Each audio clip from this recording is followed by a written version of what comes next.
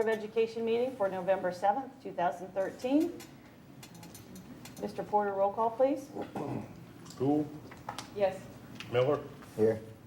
Regano, Here. Crony, Here. Coles, Here. all present. Okay, great. Would everybody please stand for the Pledge of Allegiance? Flag's up there.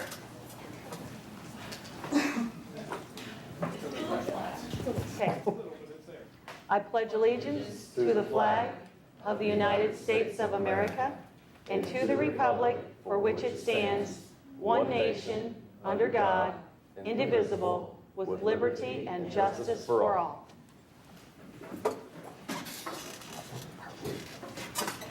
Okay, thank you.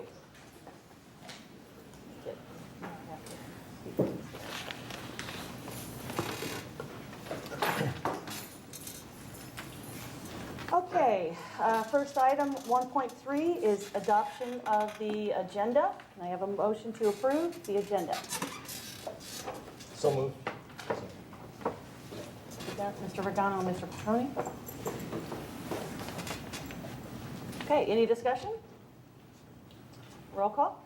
Mr. Regano, Yes. Mr. Crony, Yes. Mrs. Gould, Yes.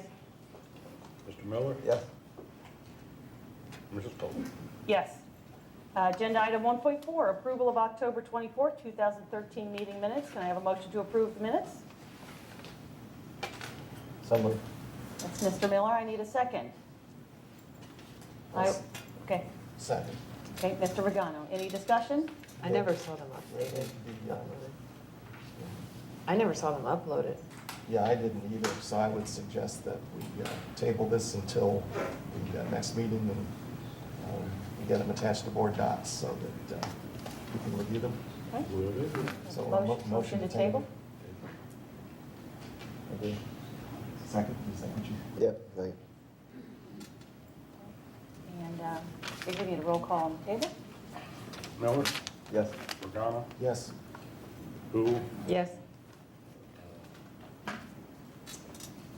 Crony, Coles. Yes.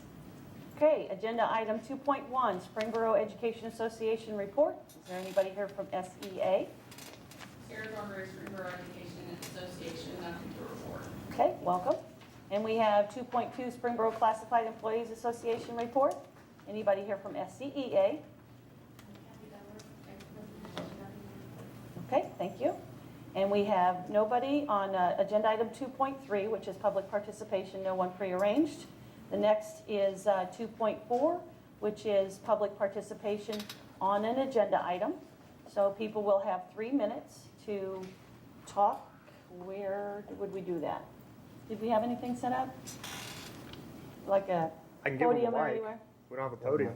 I can hand them a mic. Okay, well, I think that the sound's pretty good in here. I think you could stand up and just speak. And we'll just go ahead and set like a 3-minute limit. So is there anybody who would like to speak on an agenda item? Help yourself. I need your name. My name is Greg Gastelum. I live at 298 Elmwood Drive in Springboro, Ohio.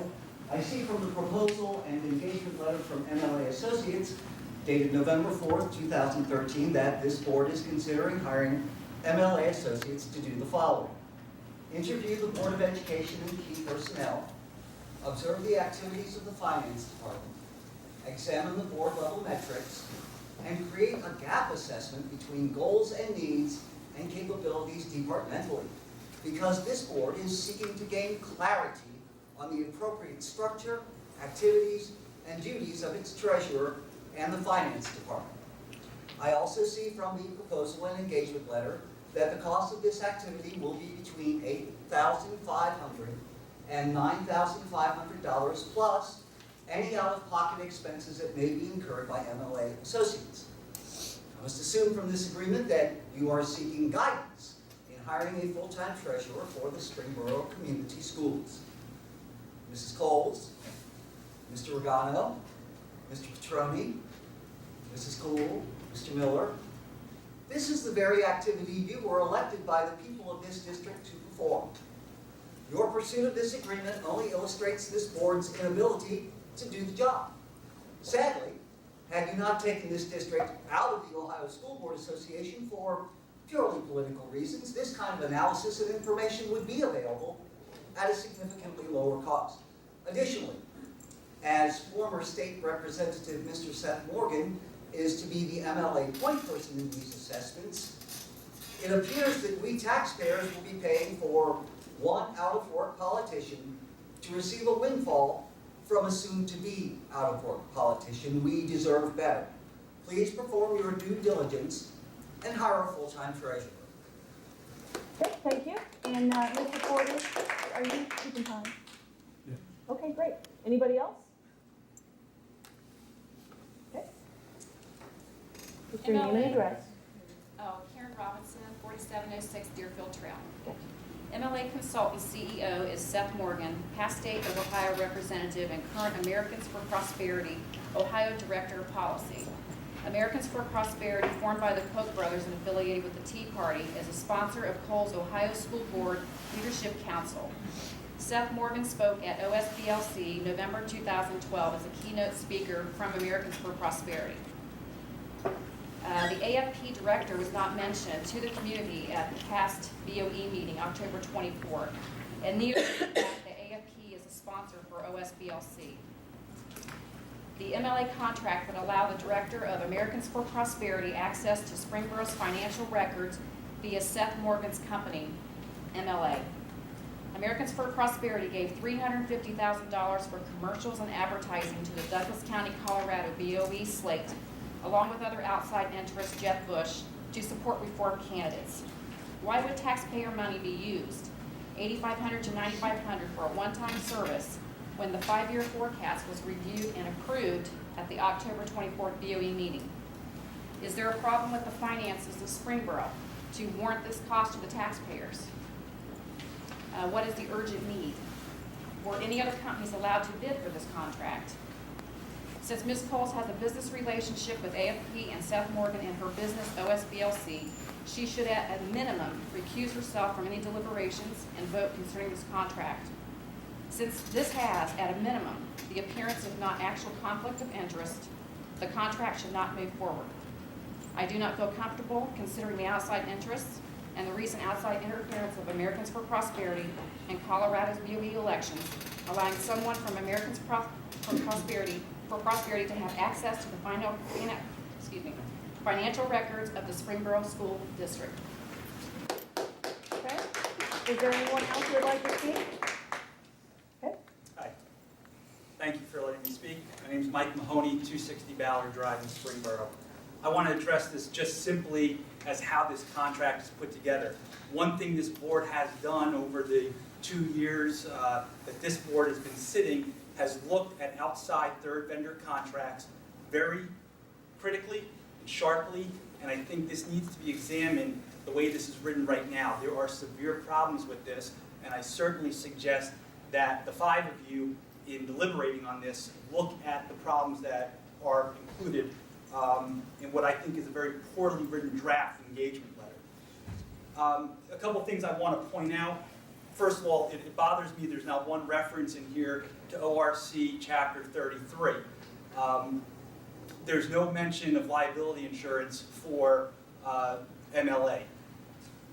Where does that leave Springboro if we get bad advice and not follow not only the directives that are out by the Ohio Revised Code, but also by the policies that this board has put together in your section 1300 and 1310, 1330, 40 of all the bylaws and policies regarding the treasurer. And certainly this board has been active in looking at the treasurer's role and the treasurer's policy.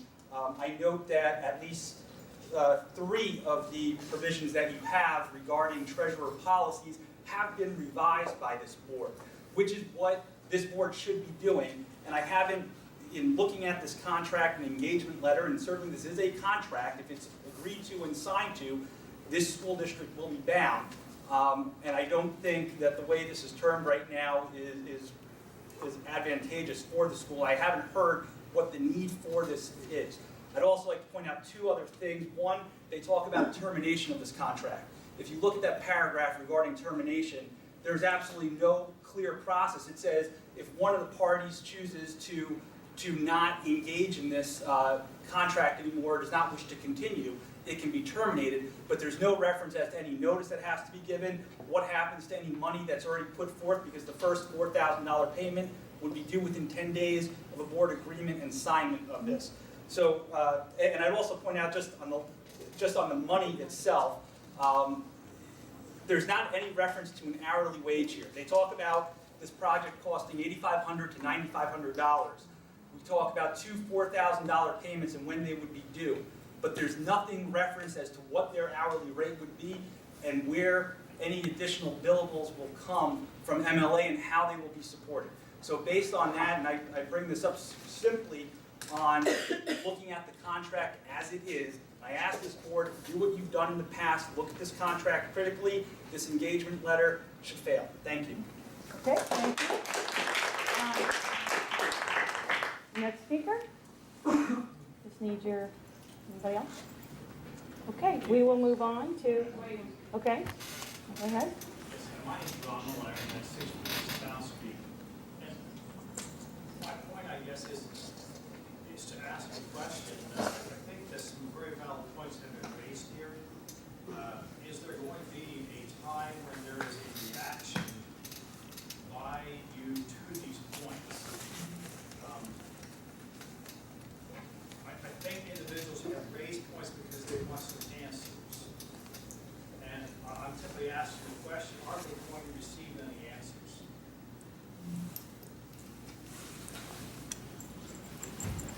It's possible, I guess, when we have board member comments, that we could do that. Anybody else? Okay, we will move on to agenda item, I'm sorry, I moved on here, I've lost my point. Move on to agenda item 3.1, policy revisions, second reading. Well, do you have a statement? I have a statement off of Dr. Malone. Okay, If it's mentioned after board member comments, isn't the vote already taken at that time? sure. So there still is no. So there's no answer. There's no answer. We'll have a chance to discuss it when it comes up on the agenda. Okay, and 3.1, policy revisions, second reading. That's the superintendent. Are you going to defer that information to? Jim and Mrs. Vincent, perhaps. Yeah, Oh, I see. the policies for second reading, we discussed those last time. There were, I think, rather small changes. Hopefully the board has had a chance to look at those. I don't have anything to add other than beyond what we talked about last time. Okay, I need a motion to approve the second reading on these, I've got to get back to it. So moved. Okay, second reading on policies 9130 and 9140. I have a motion to approve from Mr. Petroni. I need a second. Second. That's Mr. Regano. Any discussion? Okay, roll call, please. Troni, Yes. Regano, Yes. Cool, Yes. Miller, Yes. Coles. Yes. Okay, we've got agenda item 3.2, policy revisions, first reading. Correct. If anyone in the crowd, by any chance, has any questions, you're able to email myself or Mr. Regano. These will be going for second reading in the future. Okay, so those will be on board docs, and they can review those That's great. anytime. There's a lot of updates on policies, and that was given to us as a big packet. So there'll be a lot of them, I right? guess by way of explanation, periodically our policy consultant, who is Neola, comes in and gives us, I think it's semi-annual updates. Sometimes they come in between periods, but this is one of those large updates. We've reviewed those policies in committee, these policies in committee. In fact, there's another stack that is coming forward, is being prepared for the next meeting. And we still have a couple more to review in committee to get through that Neola stack. So I won't go through the changes. In fact, the changes in some cases, I'll talk in generalities. In some cases, We're replacing a policy with a Neola policy, just because we were radically out of date. And so all of these policies are redlined. You'll be able to see the changes there. So you'll see the old policy, and you'll see the strike-throughs that get us to the Neola policy. In other cases, we're not just adopting the Neola policy carte blanche, we're merging it with our existing policy. So if we had specific things in our existing policy that we wanted to keep, we would go through and compare what Neola is suggesting that we add. We would perhaps add that piece from Neola and then merge that with our existing policy. And so those are the two, categories of changes here. But as you go through and look at these markups, you'll see the changes are extensive in some cases. Okay, thank you. There's no action on that. 3.3, approval of high school competition cheerleaders out-of-state trip. You want to We talk about that? discussed this last week in work session. Sure did. Can I have a motion to approve the high school competition cheerleaders out-of-state trip? So moved. That's- Okay. Petroni and Cole, any discussion? Any questions? Roll call, please. Petroni, Yes. Cole, Yes. Miller, Yes. Regano, Yes. Coats, Yes. Okay, 3.4, approval of donation. Yes, approval of donation from $500 from Steve Ray to the high school varsity boys basketball program. Okay, I need a motion to approve. So moved. Second. Okay, that was Cole and Miller. Any discussion? Thank you. Okay, roll call? Cool, Yes. Miller, Yes. Petroni, Yes.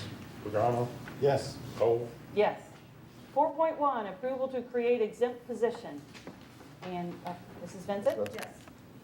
We are asking for the approval to create an exempt position. This was a help desk position, and it was not qualified correctly through the Human Resource Department. So that position has been already hired for that because of our increase in technology. It is an exempt position because of all the security and the confidential information that comes through our computers these days. So we are looking for the approval. It will be a 260-day contract, 8 hours a day, and it will be called Network System Technician 2. Gotcha. I need a motion to approve to create the exempt position. So moved. That's Mrs. Cole. I need a second. Second. Ms. Regano. Any discussion? Roll call? Cool, Yes. Regano, Yes. Petroni, Yes. Miller, Yes. Cole, Yes. Okay, 4.2, approval of personnel items. As you can see, we have 18 items for Destination Imagination coaches. Again, this year, it's a very large program that we have in this district, and so we are asking for approval for all of these coaches to again do the exemplary things that they have done in the past. Then we also have some to employ supplemental personnel, which is mostly in the athletic area. We have one person that we are asking for approval, Tricia McNeil, for home instruction. She is a teacher that works with special needs students and will be very much helped in the home instruction area for special needs. And then we also have the approval number 25, that is to modify the exempt employee, which is Harlan Lasky, who is what you just approved as a change from help desk to the network repair 2. I need a motion to approve the personnel items. So. That's Mr. Miller. I need a second. Second. Okay, Mr. Regano. Any discussion? It doesn't say in the attachment, Mr. Petrie, but all of these folks are coming forward with your recommendation. That's correct, yes. Okay. Mrs. Vincent, I don't think you were here last time. We do need to add that to the top of the reports. Yes, sir. Okay. Roll call? Miller, Yes. Regano, Yes. Cole, Yes. Petroni, Yes. Approve. Yes. Okay, 6.1, approval of student services contract. What about 5.1? 5.1, approval of electronic program of studies contract. That's what I thought. Okay. Any discussion on that? You want a motion and second? Well, we usually describe it a little bit first, but Mr. Bergen? who wants to do that? The actual contract was established to take a look at what we currently have and redefine it as a kind of more comprehensive look, and make it more not only aesthetically compelling, but also have the components of a pathway within the subject area. So this particular contract is to allow us to kind of take our current course of study and do some revisions, as well as embed in the pathways, and also to allow us to have that electronically so that parents can see that and see what's being offered at our high school, and also to allow us to make modifications the following year, the second year, and add in the components of the syllabus that would allow us to describe the class in a little bit more detail. And that would then be on an electronic system, and Yes. it's easier to manipulate maybe and add to or delete and get things done a little faster, Yes. I would assume. Okay, I need a motion to approve 5.1, the electronic program of studies contract. So moved. Second. Okay, that's Petroni and Cool. Any further discussion? Is this like the Fairmont's one that you had That's shown us correct, the before? one we described last. And then we were able to work in the workbook costs and the additional class expenses? That's correct. Okay. Yes. Further questions? Okay, roll call, please. Petroni, Yes. Cool, Yes. Miller, Yes. Regano, Yes. Cole, Yes. Okay, now, 6.1, approval of student services contract. Director of Special Ed was going to present that. Do we have anybody presenting that information?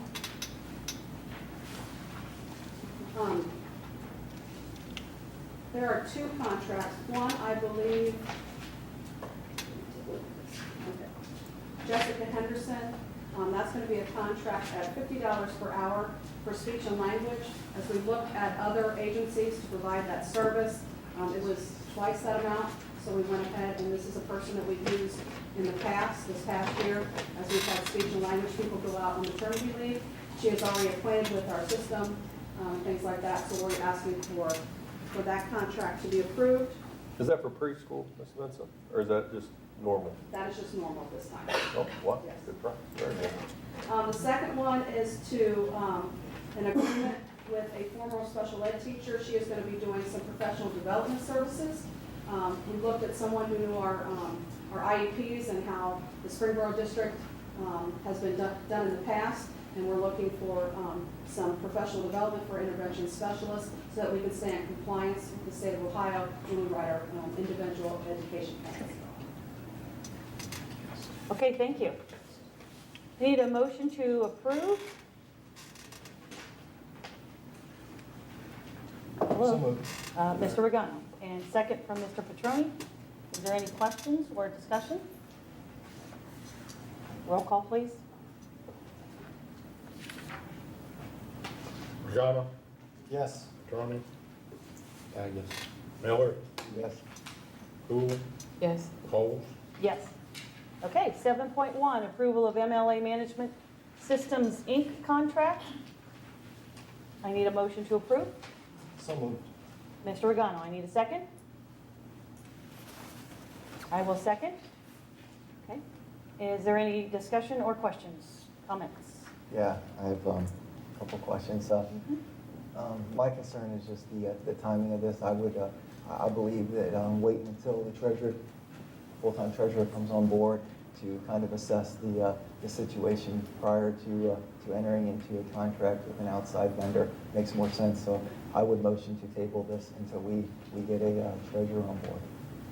Okay, there's been a motion to table. Anybody else? For a second? I'll second. Okay. And we'll take a vote on tabling.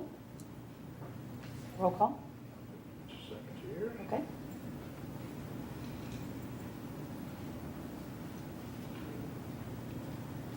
Motion to table, Miller, Yes. Cole, Cool, sorry, Yes. Pagano, No. Petroni, Yes. Coles, No. Okay, it's tabled. We'll move on to board member comments.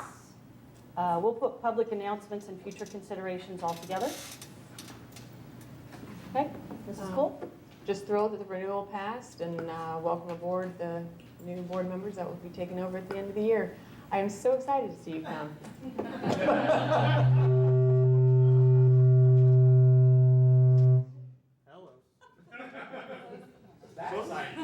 I didn't breathe that hard.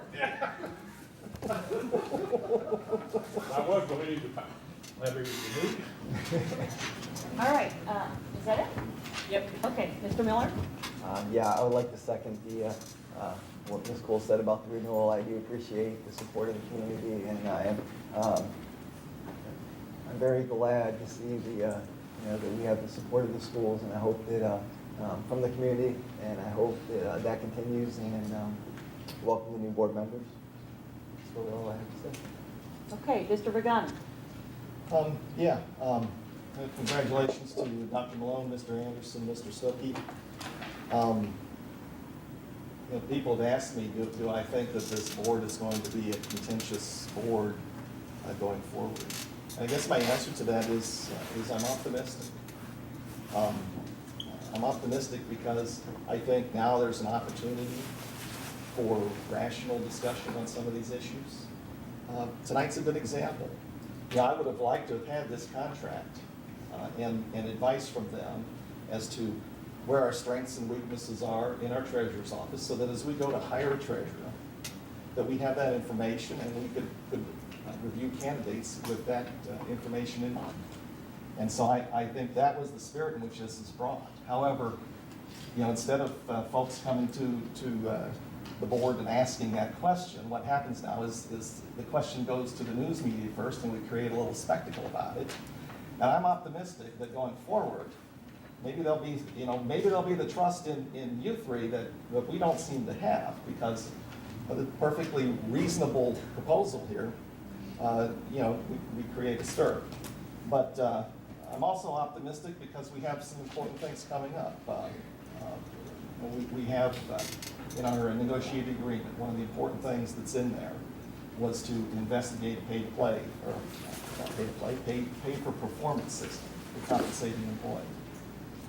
And I think that has great potential for providing an incentive for improving education for kids. I think there's always when there's an incentive for people to perform, you get better performance. And I think that with these three gentlemen coming on board, I think there's a chance that that process could turn out to be very good. So I'm optimistic. At the end, it will depend on people's attitudes as to whether or not it's a contentious board or whether it's not. But I think I'm hopeful and optimistic that we're going to make good progress. We're going to continue to do things like online learning and dual credit and those kind of things. So look forward to working with you. And I would just restate what you all said. Congratulations and welcome. I hope you have a good 4 years. It's a lot more work than I think you sometimes have in mind when you get elected. It seems to be more of a full-time job than a part-time job, it turns out to be. And I too think it's unfortunate.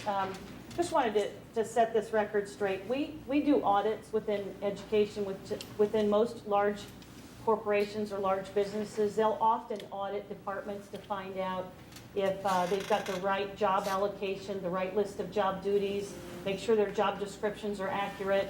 And because we had a part-time treasurer for a while, there were some job descriptions displacements and some job duties and job tasks that got a little confusing and grayed. And I think that over the last year or so, I've been talking to the Treasurer's Department individuals, and they have conveyed that, gosh, I've got too much on my plate now.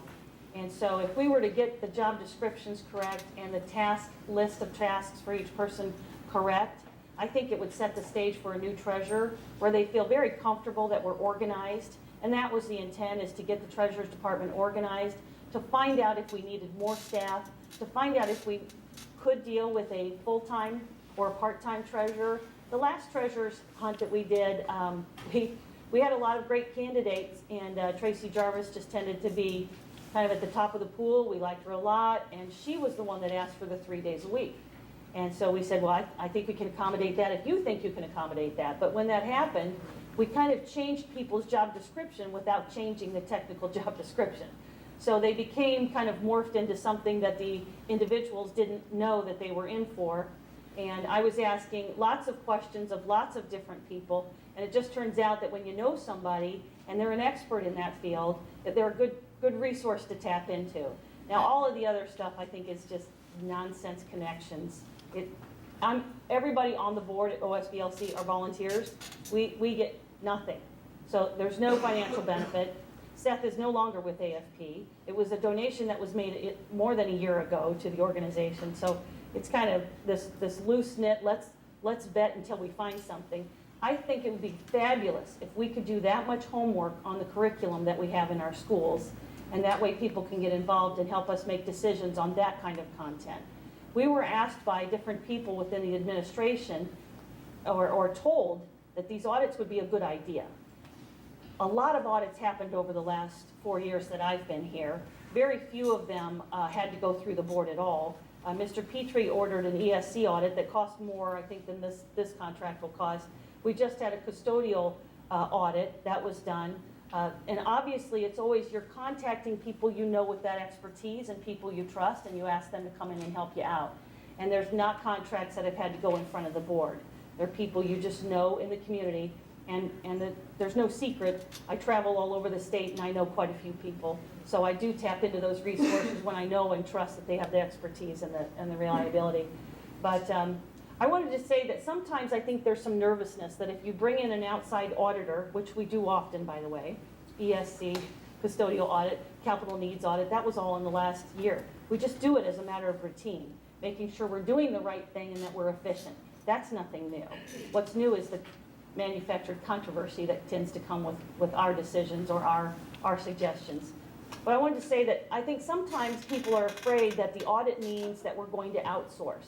And so far, we've audited many, many times and never outsourced any of them. That's never been the intent.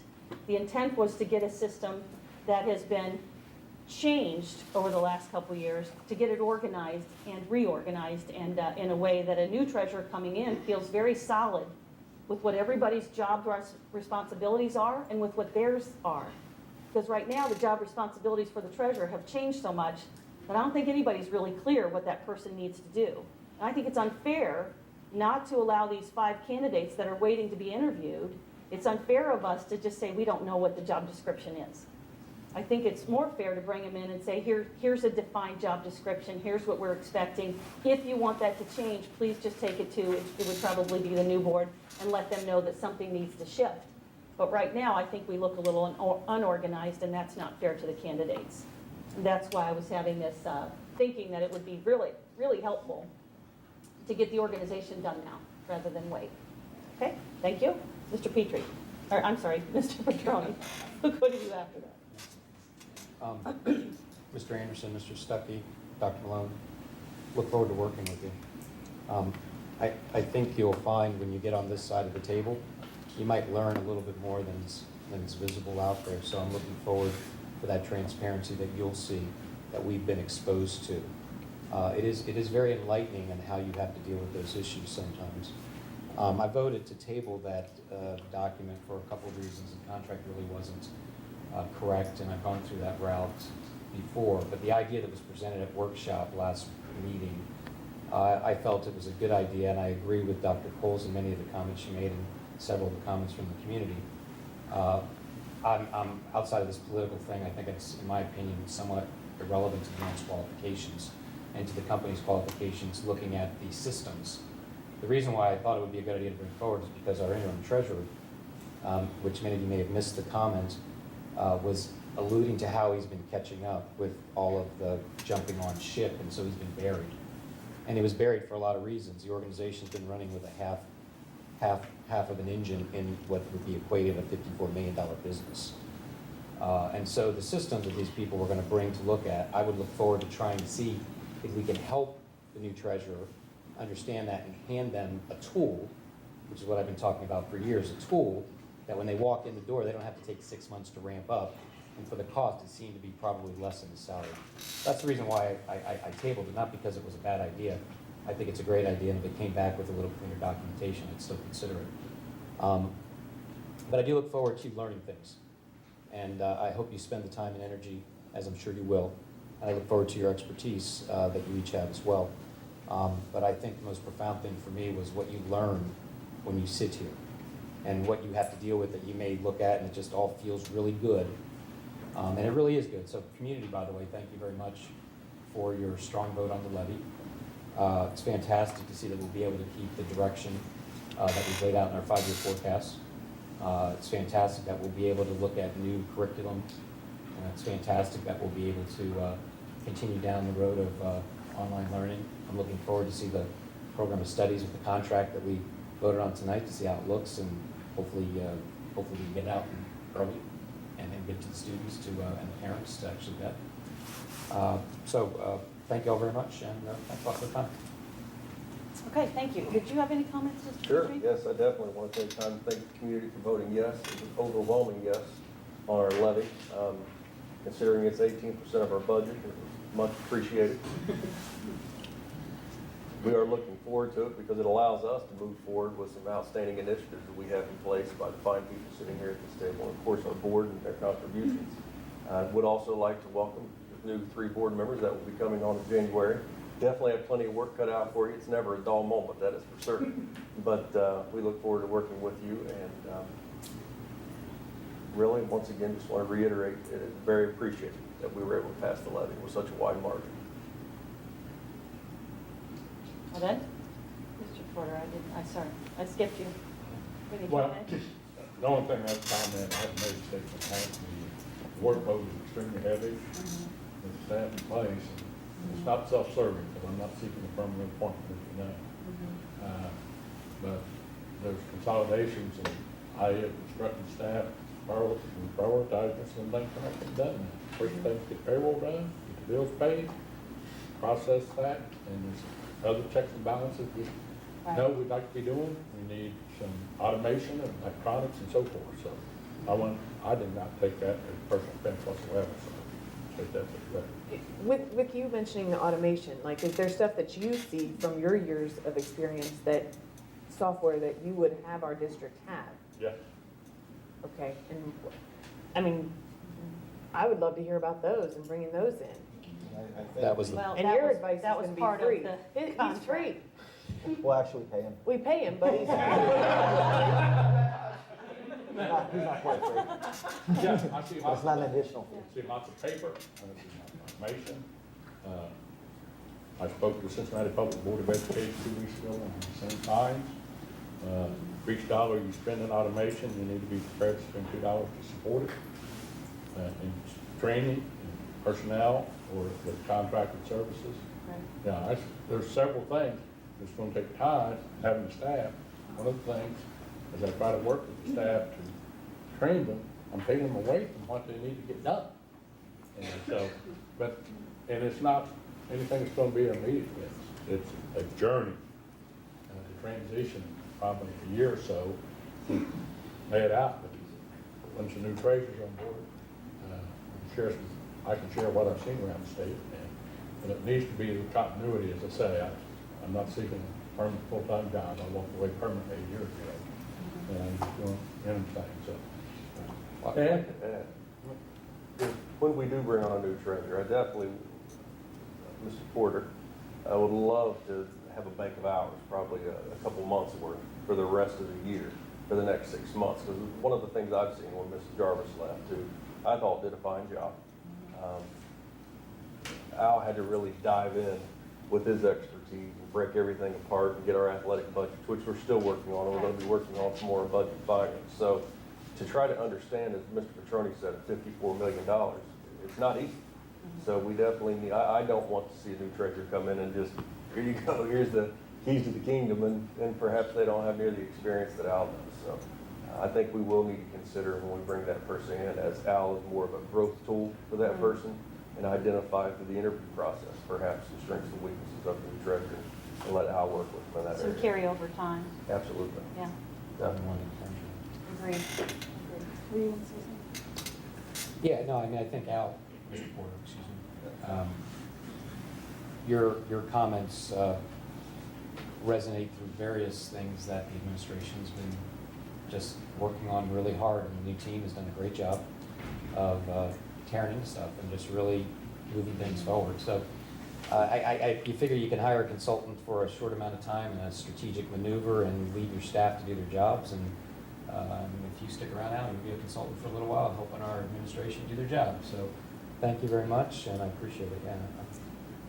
And let me add that when you said what you said at one of our meetings, it did kind of send red flags up that, you know, people are, he had said at one of the meetings that, you know, people are so overwhelmed with their job tasks being too much, and they're being, you know, that they're having to leave some of the things for another time, which then gets you into some legal difficulties. So, you know, we were having, I think, too much trouble with too many things piled on certain people, and there are things that have to be done in a timely manner, and you just have to get to the end of, you know, the day and move on and go on home.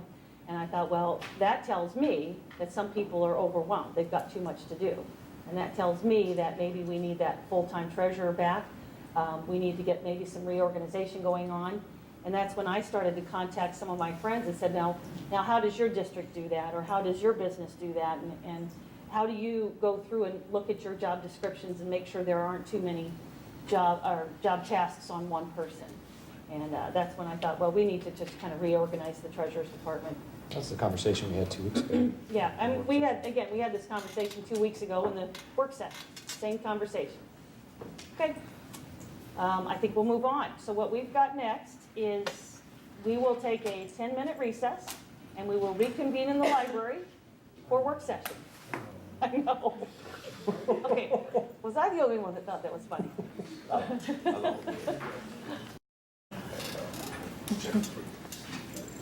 Just for the record, we're replacing them for 55 minutes. I'm not, no pressure. No pressure. Yeah, Well, you I've got need an hour to, drive to get to the TV, so. You're 5 minutes behind. you need to kiss that game goodbye. You're not going to be able to watch it. Okay, we have agenda item 10.1. I doubt it. We've never been done that early. 10.1, committee reports. Who would like to go first, Mr. Regano or Mr. Petroni? Budget and Finance is meeting tomorrow at 9, so we'll have a Tomorrow at 9 for budget and finance. Open to the public, central office. Mr. Regano?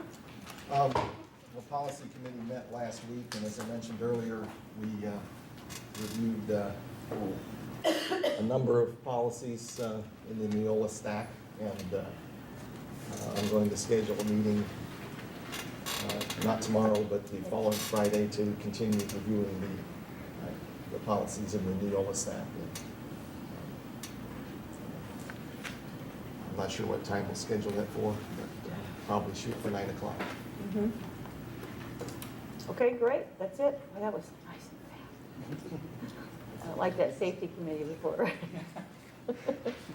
Agenda item 10.2, memorandum of understanding among Warren County vocational school districts and Springboro schools. Yeah, let me get, it's actually kind of a combination here. Since this is a work session, I just want to let you know what you're going to be voting on. There's been some change in legislation. It's House Bill 59. And this is pertaining to one of our board members. Since we have kids that go to the Career Center, one of our board members has to be on that board. And currently, Dr. Coles is on that board. Basically, what this is you have to adopt the memorandum of understanding and the resolution next week, so that at that point, by basically our organizational meeting in January, you will have to decide which one of the five, and that would be one of the three new candidates or one of you, one of the two that are remaining, to be on that board. If one of the five new board members doesn't want to sit on that board, then it can be given to a community member. However, the community member, and you have a packet there, there's a list of qualifications that the community member has to have, and that has what has drastically changed at the state level. So you'll want to read through those if it's one of you.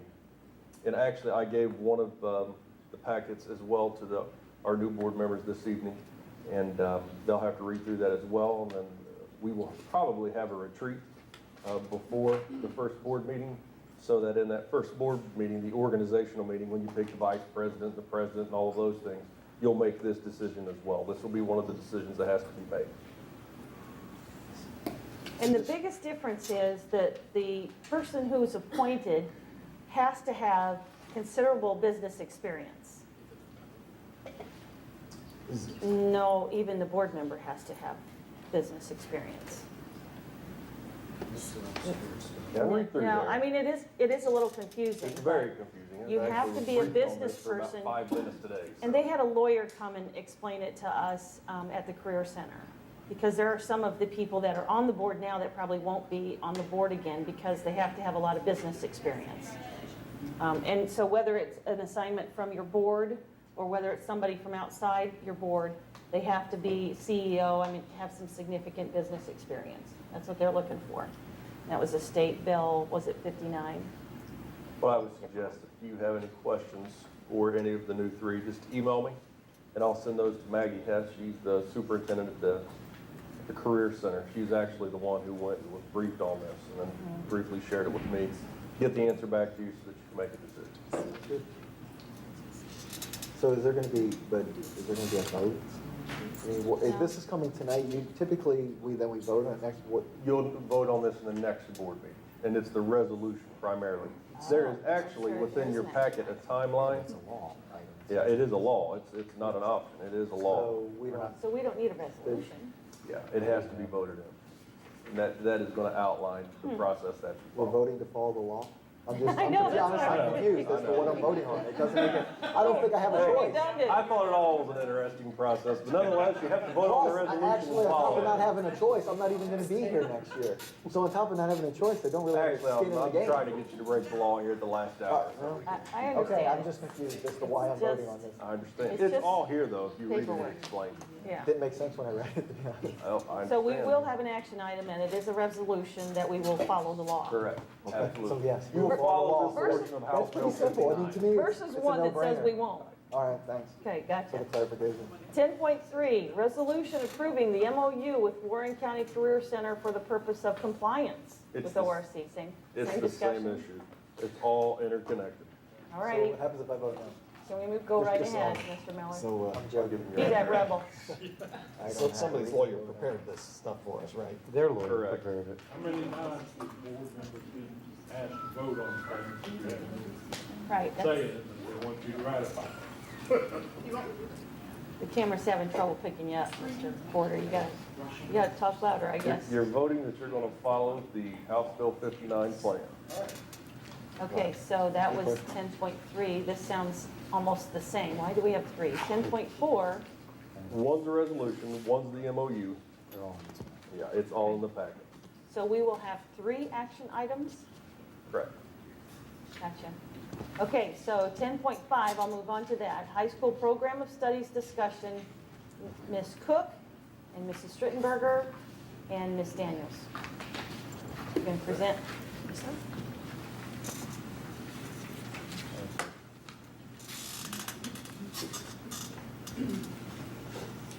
We have some proposed changes that we'd like to introduce to you this evening.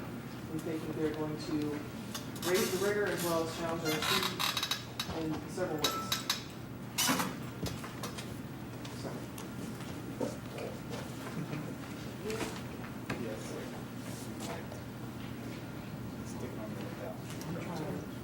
to go.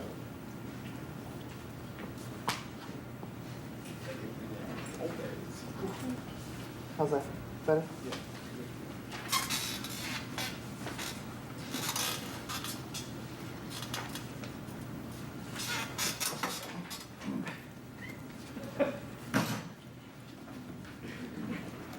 Squeaky chair, I just saw cringing about here.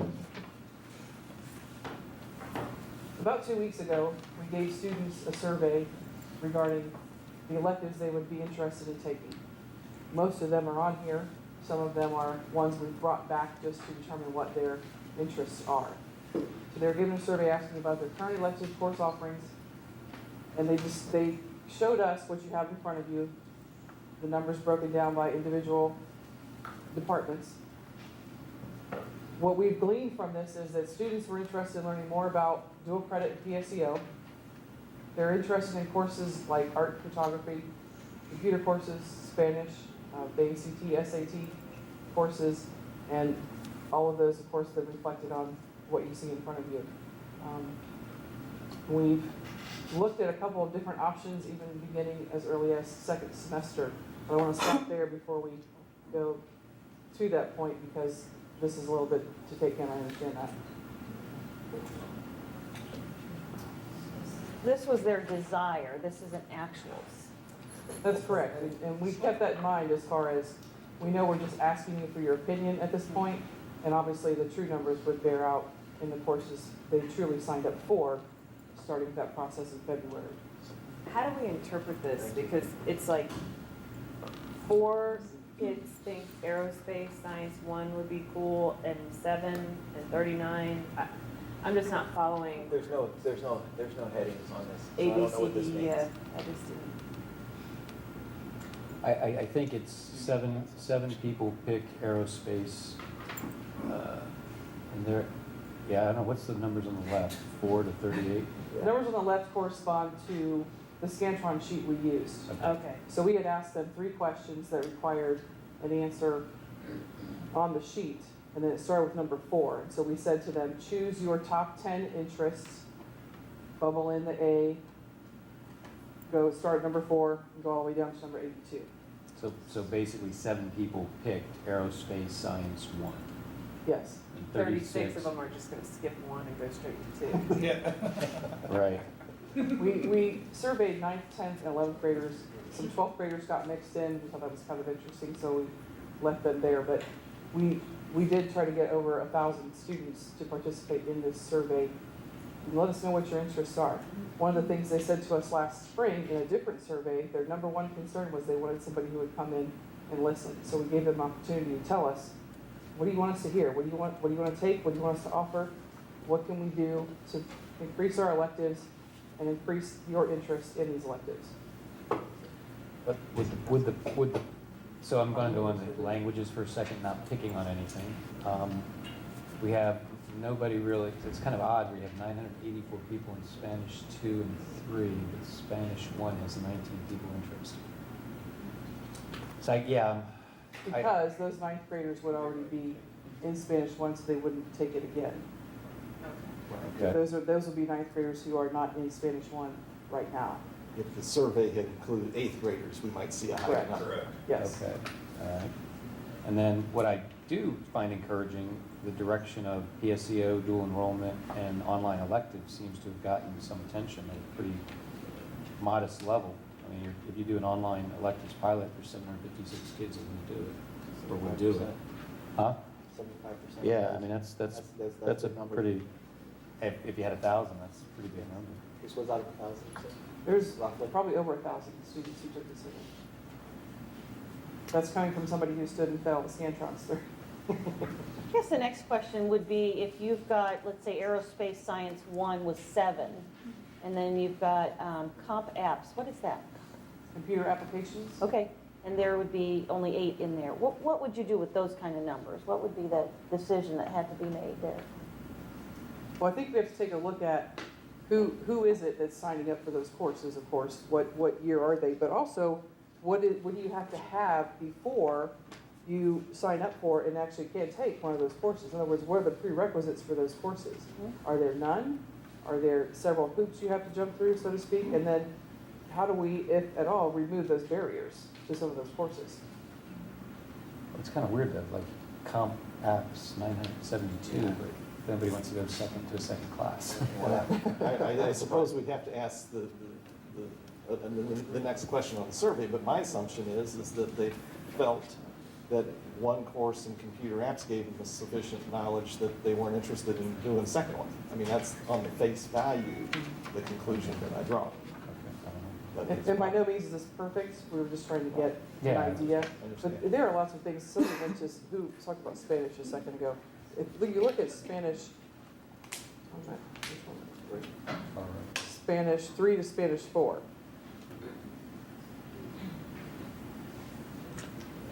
I was looking also at Spanish 4, not AP, and Spanish 4 AP. Oh, the Spanish 5. Wait a minute. Spanish 5, which was AP. I got you. Never mind. What I take from that is most colleges you need to get up through Spanish 3, so they're saying after I get what the colleges need me to take, I'm not interested in it anymore. Exactly. Unless it's AP. Which is still not interesting. Still, For- But Well, there's there's- still a big difference. No, I'm looking at AP Spanish 5, 41. 41. Wow, it's a half a percent. that's, yeah. Oh, I've seen well, some districts where they take the Spanish courses and they block them. So like you take 2 periods, the first half of the year, you know, and then they're able to get through that much more at fast. I don't know how they work that, but I'm gonna do it. There's good and bad to that, because if you shove it all into first semester and you take nothing second semester and you go back to it in the fall, then you've been out of it for at least 8 months. And it's one of those skill-based classes where you need to keep using and keep practicing that language. So there's good and bad to doing it that way. So these are all of the electives that are currently being offered, or these are the electives that actually got picked? So is there something that's not on this list? No. So everything that's currently being offered at Springboro is And on then this some. list?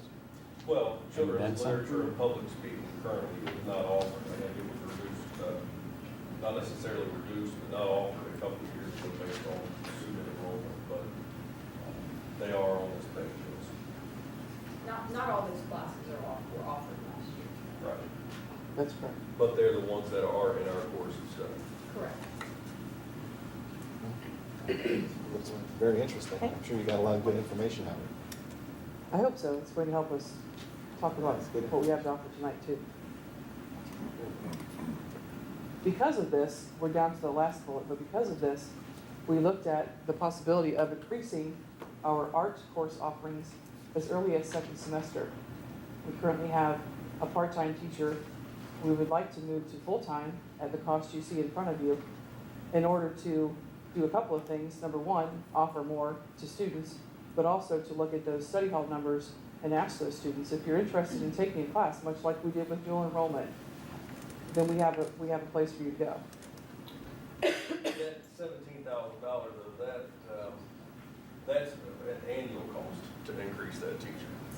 Yes, that would not be the first More semester. like $8,500, Yes, $8,700. Okay, so the increase for the remainder of this year would be about $8,700, but to bring on that teacher full-time for next year would be about $17,463.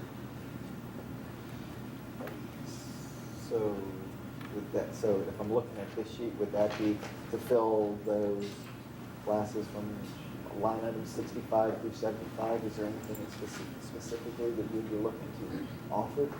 for second semester, Yes. we have a couple of options. We can offer a couple more intro classes.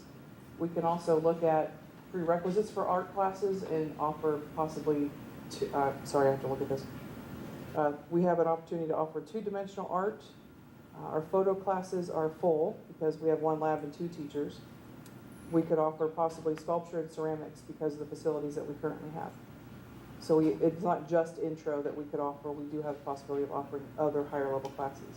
So I guess, and again, not knowing what this says, and I'm not opposed to adding art, but when I see AP art drawing, AP art design, AP art history in the low digit numbers, and then you go to all the classes above, I mean, operationally, you don't have the flexibility of maneuvering things around to address higher areas of demand and just kind of Are you able to do that instead of adding 17,000, is that not an option in the high school to kind of move somebody? And, I mean, unfortunately, maybe AP art studio drawing with 3 people interested. I don't know what the class is even attended right now. May not even be anybody in it, I don't know. But, okay, I guess maybe I'm getting myself confused. These are surveys, we're not necessarily, are we offering AP art studio drawing today? Is that active? Anybody know? Yes, it is. Yes, it is. It is an active course. AP Art History was cut because of the amount of students early, it's in August. Those 11 students were called and moved to other electives, and we used that teacher that was going to teach those 11 to teach semester courses, so she is able to accommodate 60 students during that period as opposed to the 11 that had signed up for the AP Art History. So I'm not looking at this right, thinking I'm thinking this is actually enrolled. I gotta get that out of my head. All of our This is classes actually, are full, maxed. That's the only Okay. area. So adding a person, and there's more, our art classes are full, and there's still kids who would like to get in. So adding this person will be able to expand our offering in art. which is great, but that's just part of that realignment plan that we had where we reduced it previously. We don't have any more of those problems with that shift. You're saying we're gonna add this in a place where there's somebody who's more needed. We don't have, there's no internal resources. to move Right, it. in other words, someone would have to have an art certification at a high school level, move perhaps for a different elective to teach art. It's not like elementary, it's very different in secondary, they have to have specified certification. Okay. Would you concur with that? I would.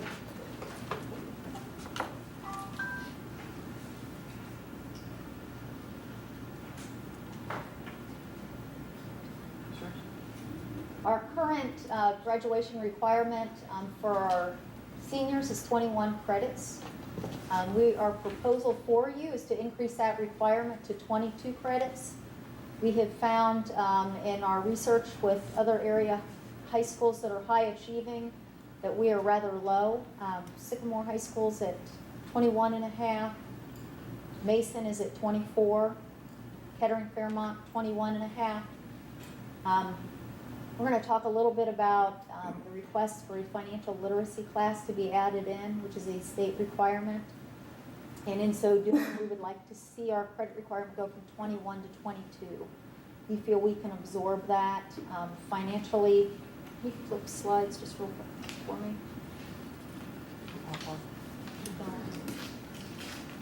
The financial literacy slide that you see here is a state requirement for students across the state of Ohio.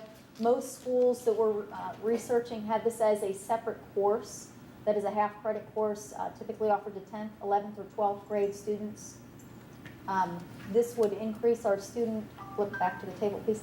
This would increase our students' graduation requirements from the 21 that you see to 21 and a half. And we feel as though, as a competitive high school in the area with high-achieving students, that 22 credits for graduation. Our students are able to achieve that. Most of our students are graduating well beyond 22 credits. So part of our proposal here and increasing to 22 includes the half credit in financial literacy. We also would like to see our graduates have the opportunity to take an online course prior to leaving Springboro High School. Many of the schools across the country, while students are in post-secondary enrollment, require students to take classes outside of brick and mortar via online, and we'd like our students to be exposed to that prior to leaving Springboro High School. And as you know, we are doing a lot through dual enrollment, and we're also exploring different colleges in the area and different curricular pieces with regards to the financial literacy course. But there is a possibility of some online or hybrid instruction through that. What's the, so is there a trend of how many credits our students on average graduate with? For some reason, 26 or 28 seems to, maybe I'm thinking. Well, they do have 7 periods a day, 7 instructional periods a day. And as you can see, the only semester course that is less than a half a credit is PE. Many of our students are gaining their PE credit, their quarter credits via sports, ROTC, band, outside activities.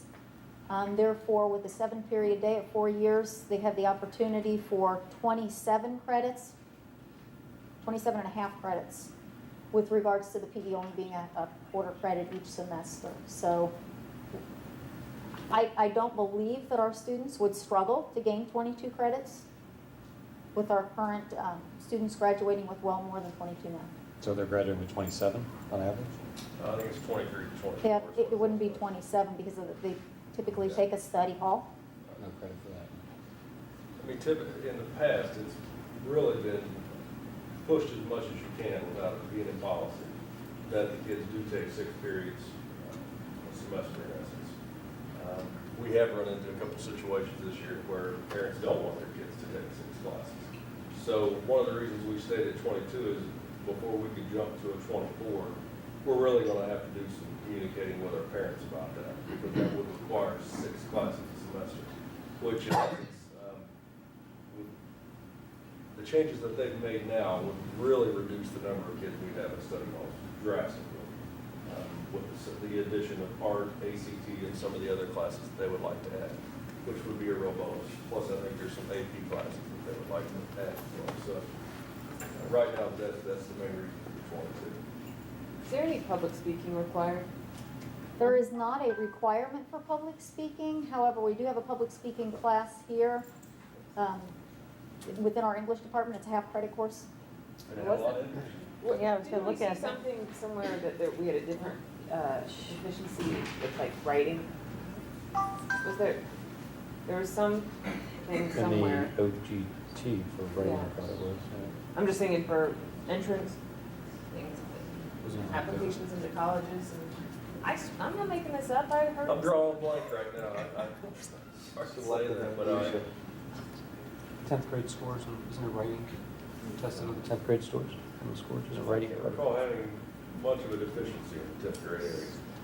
Do you I recall having a think we have deficiency in writing? the least amount of students in advanced in writing. I think is that what you might be Maybe. getting at? So, maybe you're going there, and if you are, let me know. To graduate with honors, different academic requirements to do that, are there? Yes, there are. The state of Ohio does have an honors diploma.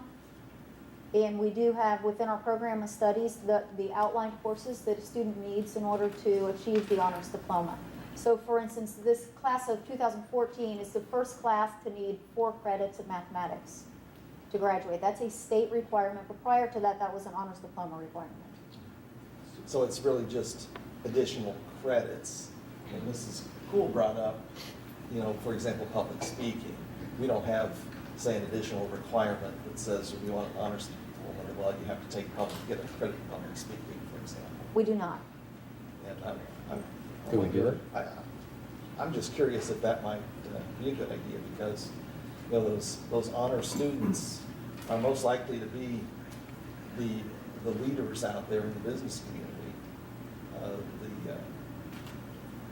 the supervisors, the managers, the people who are running the show. And of course, one of the real important skills, if you have that aptitude, is to be able to communicate well with people. And I don't know. I just throw that out as a curiosity, as whether or not that makes any sense to do that. So you'd like to offer that as a graduation requirement locally?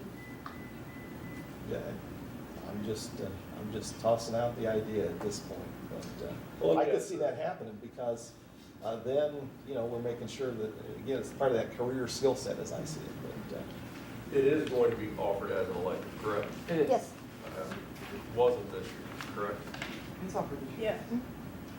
It was gonna be removed and it got broke back in. Okay, well, for certain. Because it did have 855 students who felt they had an interest in that area, until it comes time to give a speech. We do have within our language arts curriculum a requirement for students to give speeches and to get in front of their class and give presentations.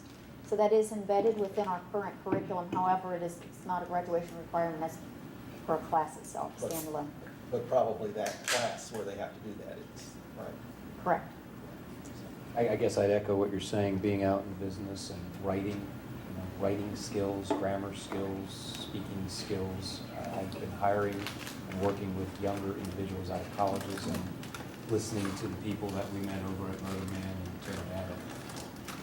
Some of their comments are that they're really not too interested in hiring kids out of college anymore. I still don't quite understand that, but it's something about, well, I know Terradata was pretty strong in his opinion, where they won't do that. And I think I mentioned it last week, a gentleman, a friend of my family, whose friend, they were at OSU his second year, he got picked up in a company at $65,000 a year, so he walked out of school. I mean, he's not going to go to school and finish college, but they're going to put him on a plan to finish college. So I guess it would be really interesting if we think about the writing skills and the grammar skills as a really, I don't know where I'm sure we do a great job of it. I just know I'm still fighting grammar, so, it's occasional writing, so I suffer with that sometimes.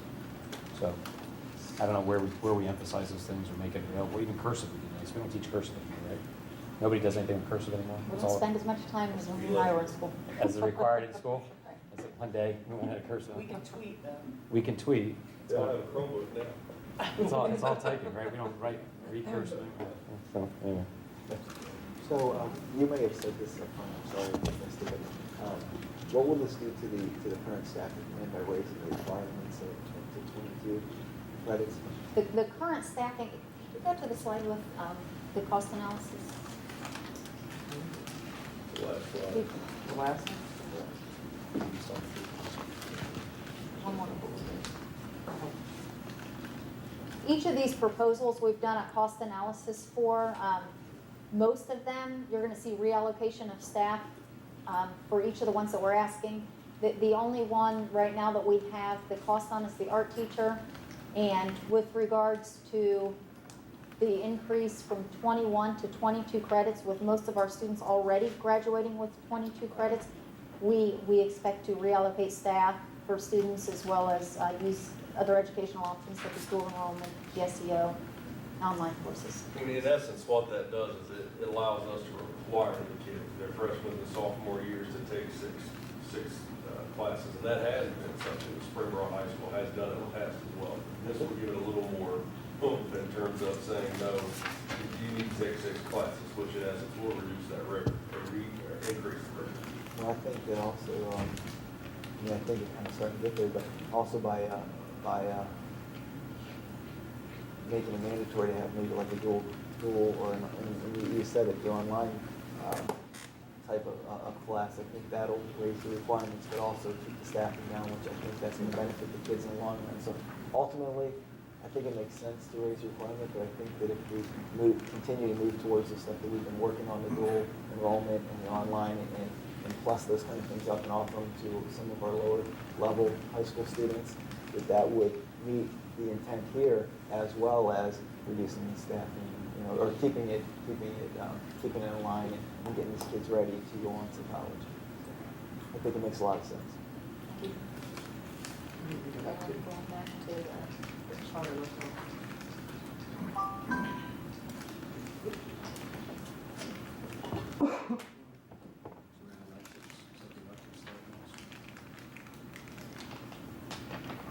Are we on elective slide? Coursework by semester. What's that? The coursework by semester title. Oh, got it. We have a 7-period instructional day, as I mentioned earlier. Currently, we do not have a policy that dictates how many courses a student shall take. We do have in policy how many credits it takes to become a sophomore, how many credits it takes to become a junior, how many credits it takes to become a senior. We would propose to you that we have in policy that our students that are in 9th and 10th grade take the equivalent of 6 classes per day with a maximum of 1 study hall, and that our juniors and seniors take the equivalent of 5 classes per day with an encouragement to take 6. So this would just be a change in that we would like to have this in policy. We feel like having policy would give us a little bit more oomph to increase that rigor for our younger students to be taking 6 per day. Will you prepare a marked up for us? I'm sorry? Will you prepare a marked up policy for us? Yes, we can do that. She would love to. When's your next meeting? That's No, that's budget and finance. Well, policy can go first. I'm sorry, I'm not trying to push you. That's quite all right. Just following it. You're not gonna sleep tonight, right? There's a No, plan. just stay up on The red for goals? it. So we can go past the financial. Okay, I didn't know if you wanted me to stop. Our desire for our electives is that we give students a choice, that we let those choices then drive our scheduling and what we offer them as opposed to what our teacher is certified to teach. Obviously, that's a consideration, but it's also a consideration what these kids want to take. What are your interests? What do we have the capability of offering? So we want to make sure that we continue to look at or adopt a policy that says we're going to offer these courses through PSEO dual credit options. This year, students are being offered 5 online courses. We are collecting those tomorrow. We may decide to extend that deadline because we do still have some applications coming in. Next year, we hope to increase those offerings to 10. I think Andrew went over that last time you all met. And then those course offerings to be based on a minimum of 17 students per course.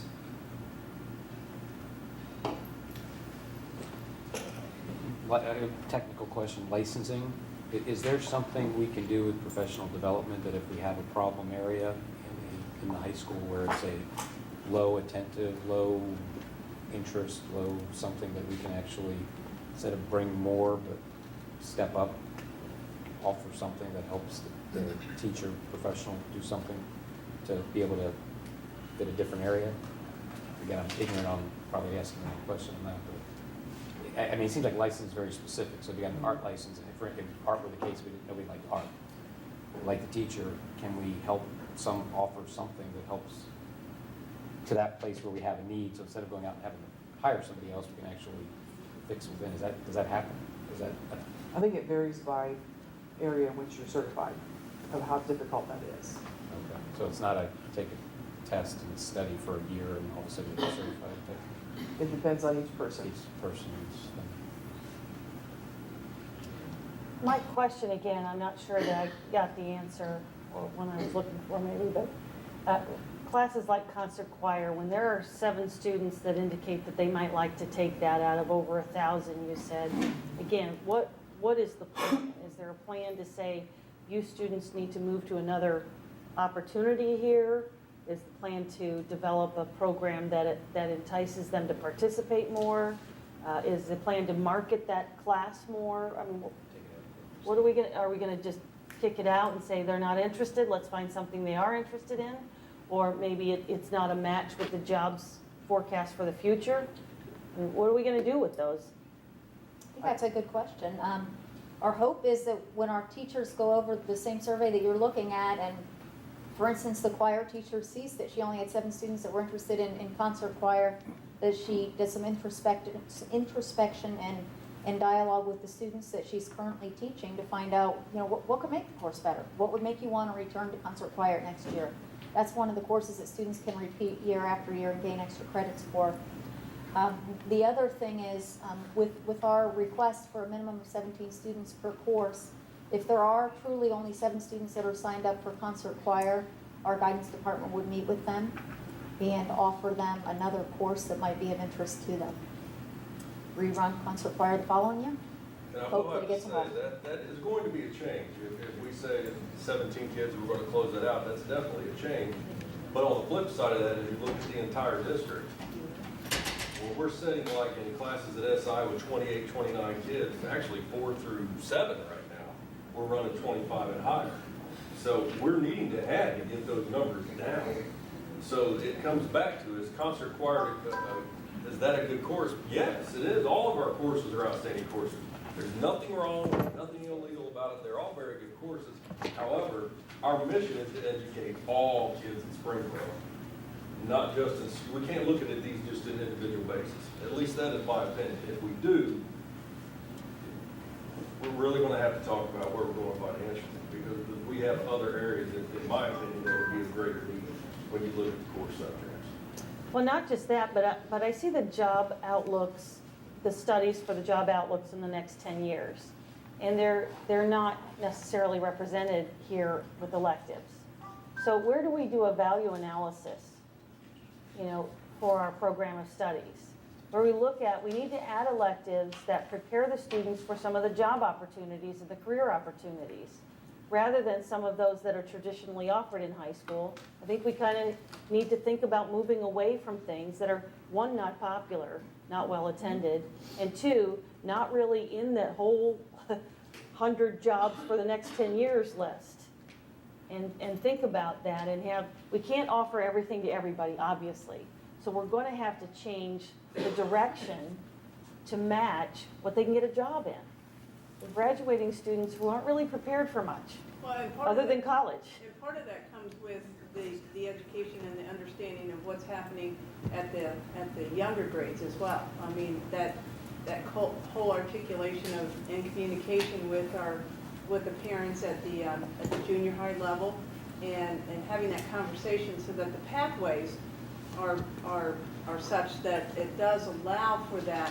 Otherwise, it doesn't allow for that continuity in decision-making to get there. And so I think there's a certain amount of understanding at some of the younger grades as well. So part of that is the education and the communication at those levels that's going to help us in those determinations. Well, at the second half of the year, I'm going to be presenting to the board the mission. We need to revise our mission and vision, and maybe bring in an outside party to really conduct that through Wright State, the person I've been speaking to. Would that be an audit? With an outside contractor? It'll have to be board approved. We'll have to check that out. I think to be able to, I think our community really needs to speak. Do we want a comprehensive high school?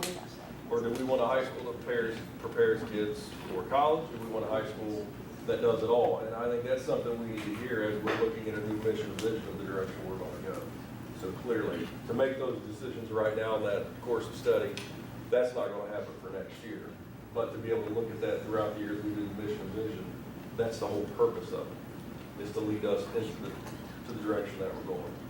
Can we have universities evaluate the program of studies or what they're looking for, feedback with that, incorporating it? I mean, I get what Dr. Poles is saying with the job plan, but I mean, I'm thinking most of the time, if these kids are coming out of high school and I'm gonna go work at La Comedia, they're not necessarily, or Victoria Theater, they're not looking at what drama course I took at Springboro High School. That's not going to draw them to be an actor. I mean, we're really looking at what's gonna get them into the right college. The next phase, whatever that is, if it's career or college. I had another question, Ms. Daniels. About a year or so ago, I started calling admissions offices, and I just wondered if we're still doing that, because I was curious about why our students that wanted to get into the biomedical science program at OSU were not getting in. And so I asked them, what could we do to make their portfolio more attractive?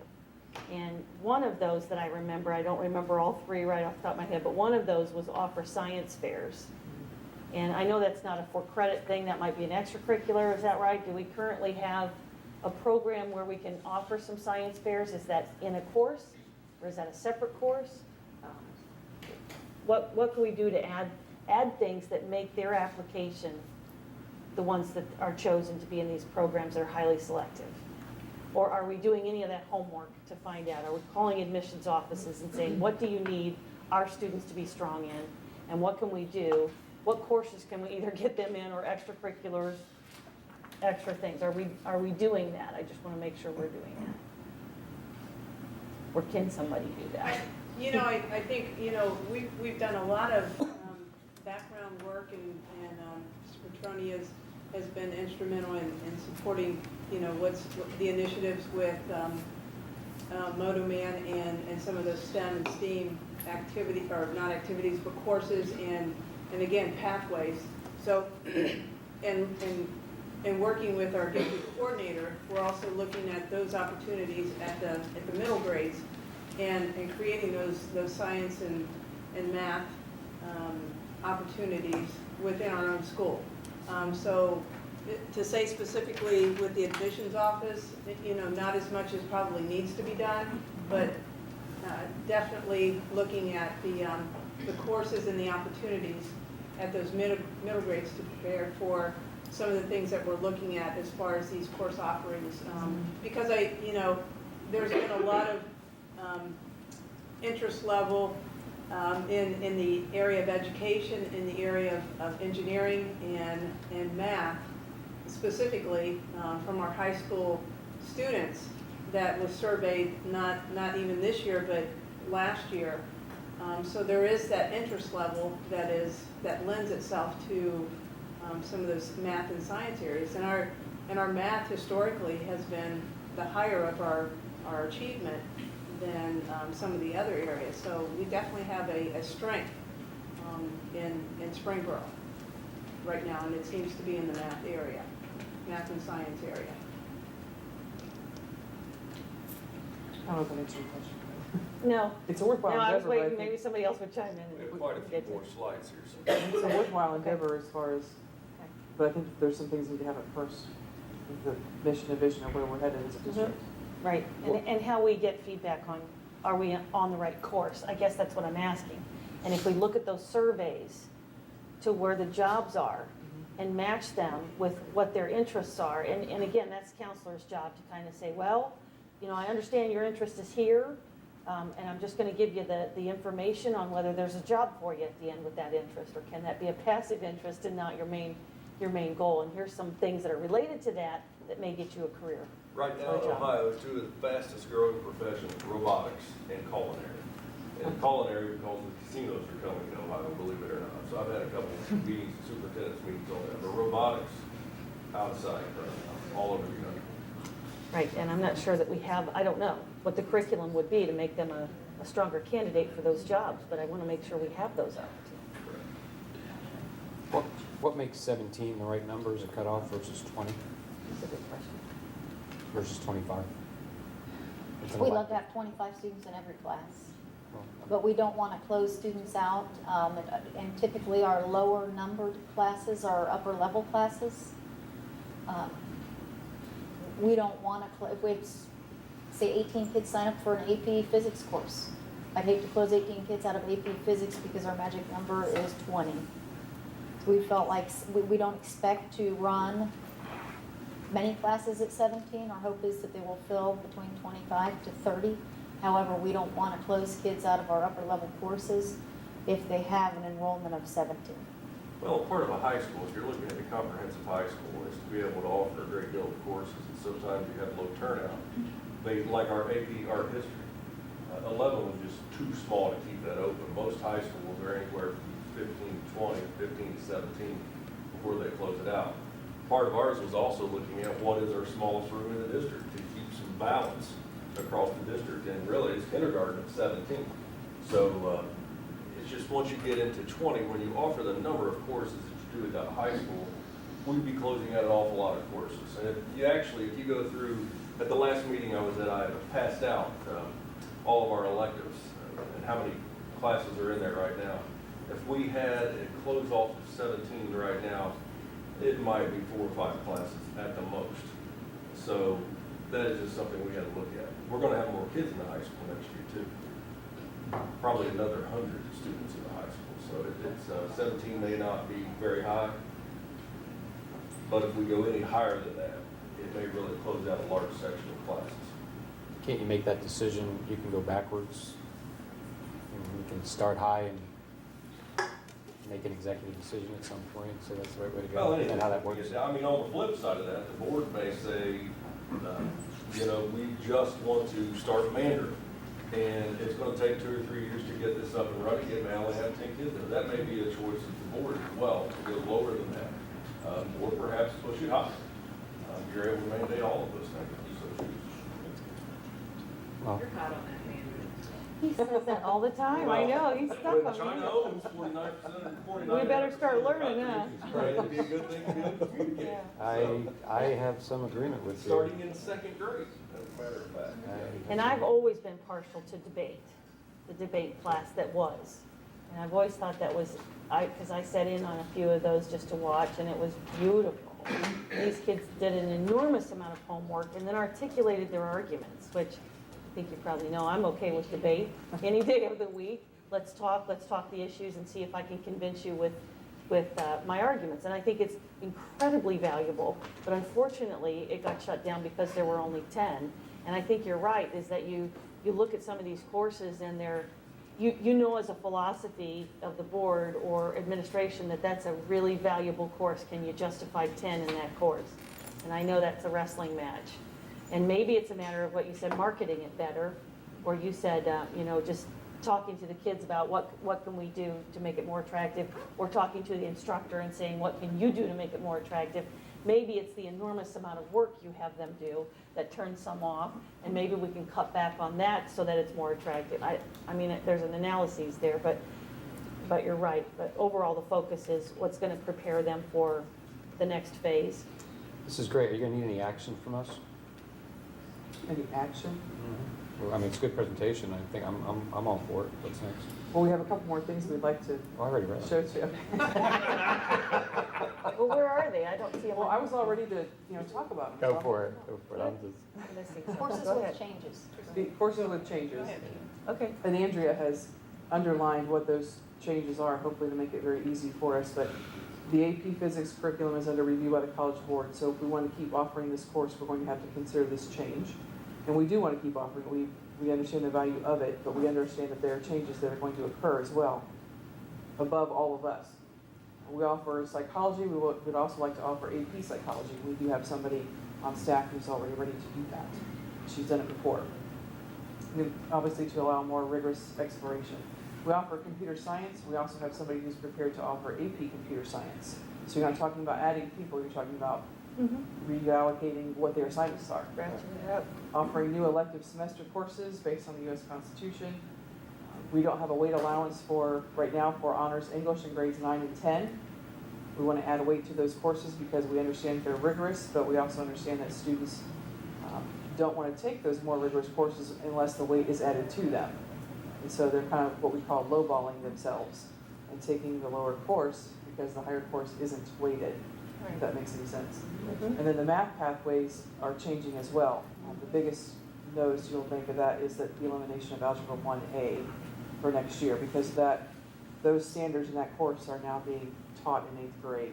So if you get rid of the Algebra 1A, you need to offer 1B for next year, and then you need to get rid of those two courses altogether, so that when students go to 8th grade, they're ready to take Algebra 1. Geometry, Algebra 2 then would be split into 2 years. And a lot of districts that Andrea has mentioned earlier this evening have done that because of the amount of content that's been added to that Algebra 2 piece. Didn't see Calculus BC. Wasn't there a Calculus BC or something like that? There's not. Wasn't there like a proposal to bring one up in 2014? We've talked about that. We've talked extensively about Calculus BC. We are not completely against offering a Calculus BC. However, we're not ready to offer that yet. Calculus AB is our current AP offering that follows our pre-calc class. Calculus BC is overlapped with AB. So if you think of Calculus AB as the A, the first semester, the B, the second semester, and the Calculus BC would start the first semester with B, second semester with C. Mary Luce is our department chair in math, and she and I have talked extensively about the possibility of offering a BC class. The way that we would go about that, and we have not decided to not do this yet, would be to have our students in pre-calculus have an honors level pre-calculus. So when they come out of Algebra 2, they would either take the CP pre-calculus route, which is what we have now, or they would take the honors pre-calculus route, and what that would do would compact pre-calculus with the A portion of calculus, AB. Therefore, they would come out of the honors pre-calculus class and go into the calculus BC, having come from a compacted honors pre-cal covering the AP Calc A portion of the AB. Have I lost you yet with alphabet soup? So, You need to take that class. so, About 3 paragraphs. so I'm sure this. Can you do that again? I'm sure this is a radical question. Okay, I'm sure this is radical, but could we just do it? It sounds like I talked to a couple kids who got to Stanford, and they, like, all their friends in their first year had it already, and this was 5 years ago. You know, so, I mean, can we just do it? I mean, is it like that hard to say, put it in the plan, and I'm sure it's radical. I know it's, $2,500 a year, let them do it. well, I don't know if it's another teacher. Is that what I didn't hear? That was another It teacher. is, we are looking at it, so I don't want you to think that we've decided that this is something that, to just sweep under a rug and say, no, we're not gonna do it because of the overlap. We are looking at changing our pathway, and the first step in changing the pathway is what you see on the slide with removing the Algebra 1A, 1B, knowing that our students are coming out of 8th grade with the first semester of algebra already done. I got it. That would be the crew that we would want to do the honors track with to be able to offer the BC class. I got it. I'm with you. So we're on it. I want you to Okay. know that we've done a lot of research on it and we are looking toward that direction. However, we don't have the students just yet ready for that. 2015, 2016, 2017. So the BC probably The eighth graders are now, right? I followed that too. Yeah, I'm just- I mean, that's a good question. Are we talking maybe a processing year here that we're in now and being ready in 14, 15? It's a possibility, yes. We are in discussions about it and we are researching it. Because I read in 2012 that was coming. So, But it would have, the student would not take the AB then, I got if you follow me. I got you. Well, you're going to switch. It's going to shift. Yes, so it wouldn't be an additional math class from what we have now. It would be a different math Right, class. which, from what we not have. a new teacher possibly, just a different certificate. Yeah, A different pathway for the honor student. Okay. And you know I'm thrilled to see the course on the U.S. Constitution. And I know you know that we also have the state requirements to teach the Declaration of Independence, the Northwest Ordinance, and the Ohio Constitution, and also test on those. I'm wondering if it isn't a good idea to add those, or maybe it's a second, well, it's a requirement on the state that we cover those documents.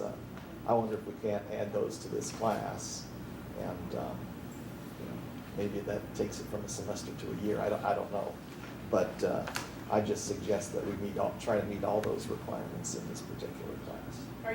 Are you suggesting that it's additional within the Constitution class, or? Yeah, Because Go it's ahead. being taught in the government class?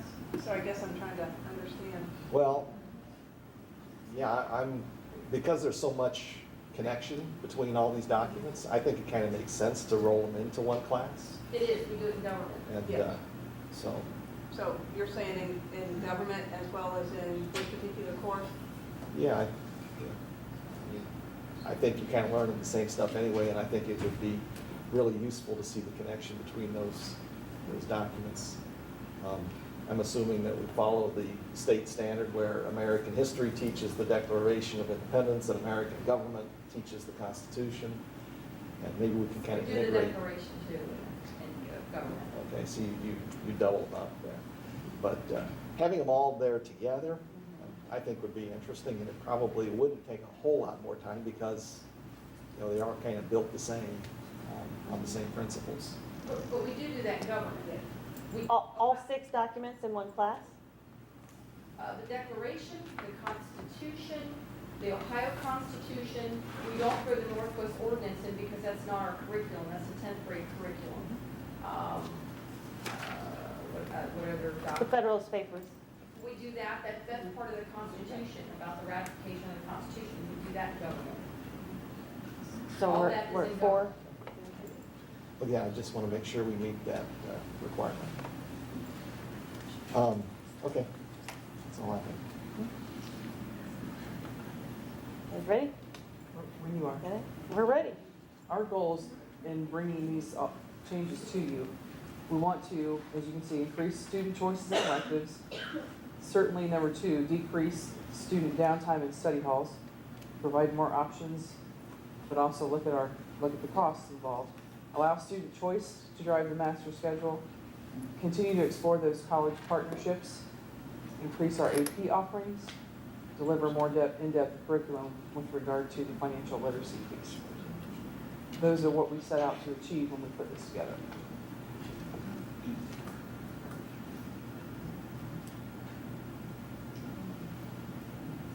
If you go to the summary page then, Andrew has these outlined, proposal 1, 2, 3, and 4. some of what we've gone over so far, increasing the graduation requirements, the requirements for freshmen and sophomores versus juniors and seniors. Creating a course that allows students an in-depth focus of income as it relates to career choices. There's your financial literacy piece, and then a little bit of expansion. Course offerings based on a minimum of 17, and then the honors piece. So this is kind of all in one slide for you. I have a question on the financial literacy. Does that include economics of? Yes, it does.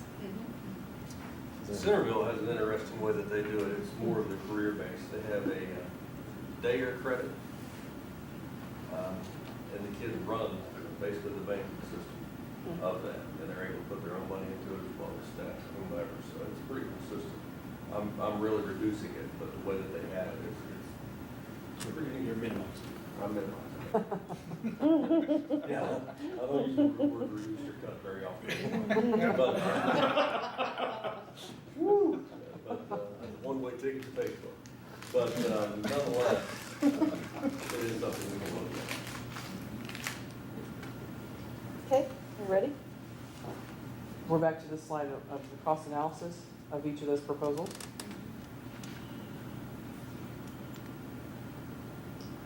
So you need action soon. Action, discussion, you tell me.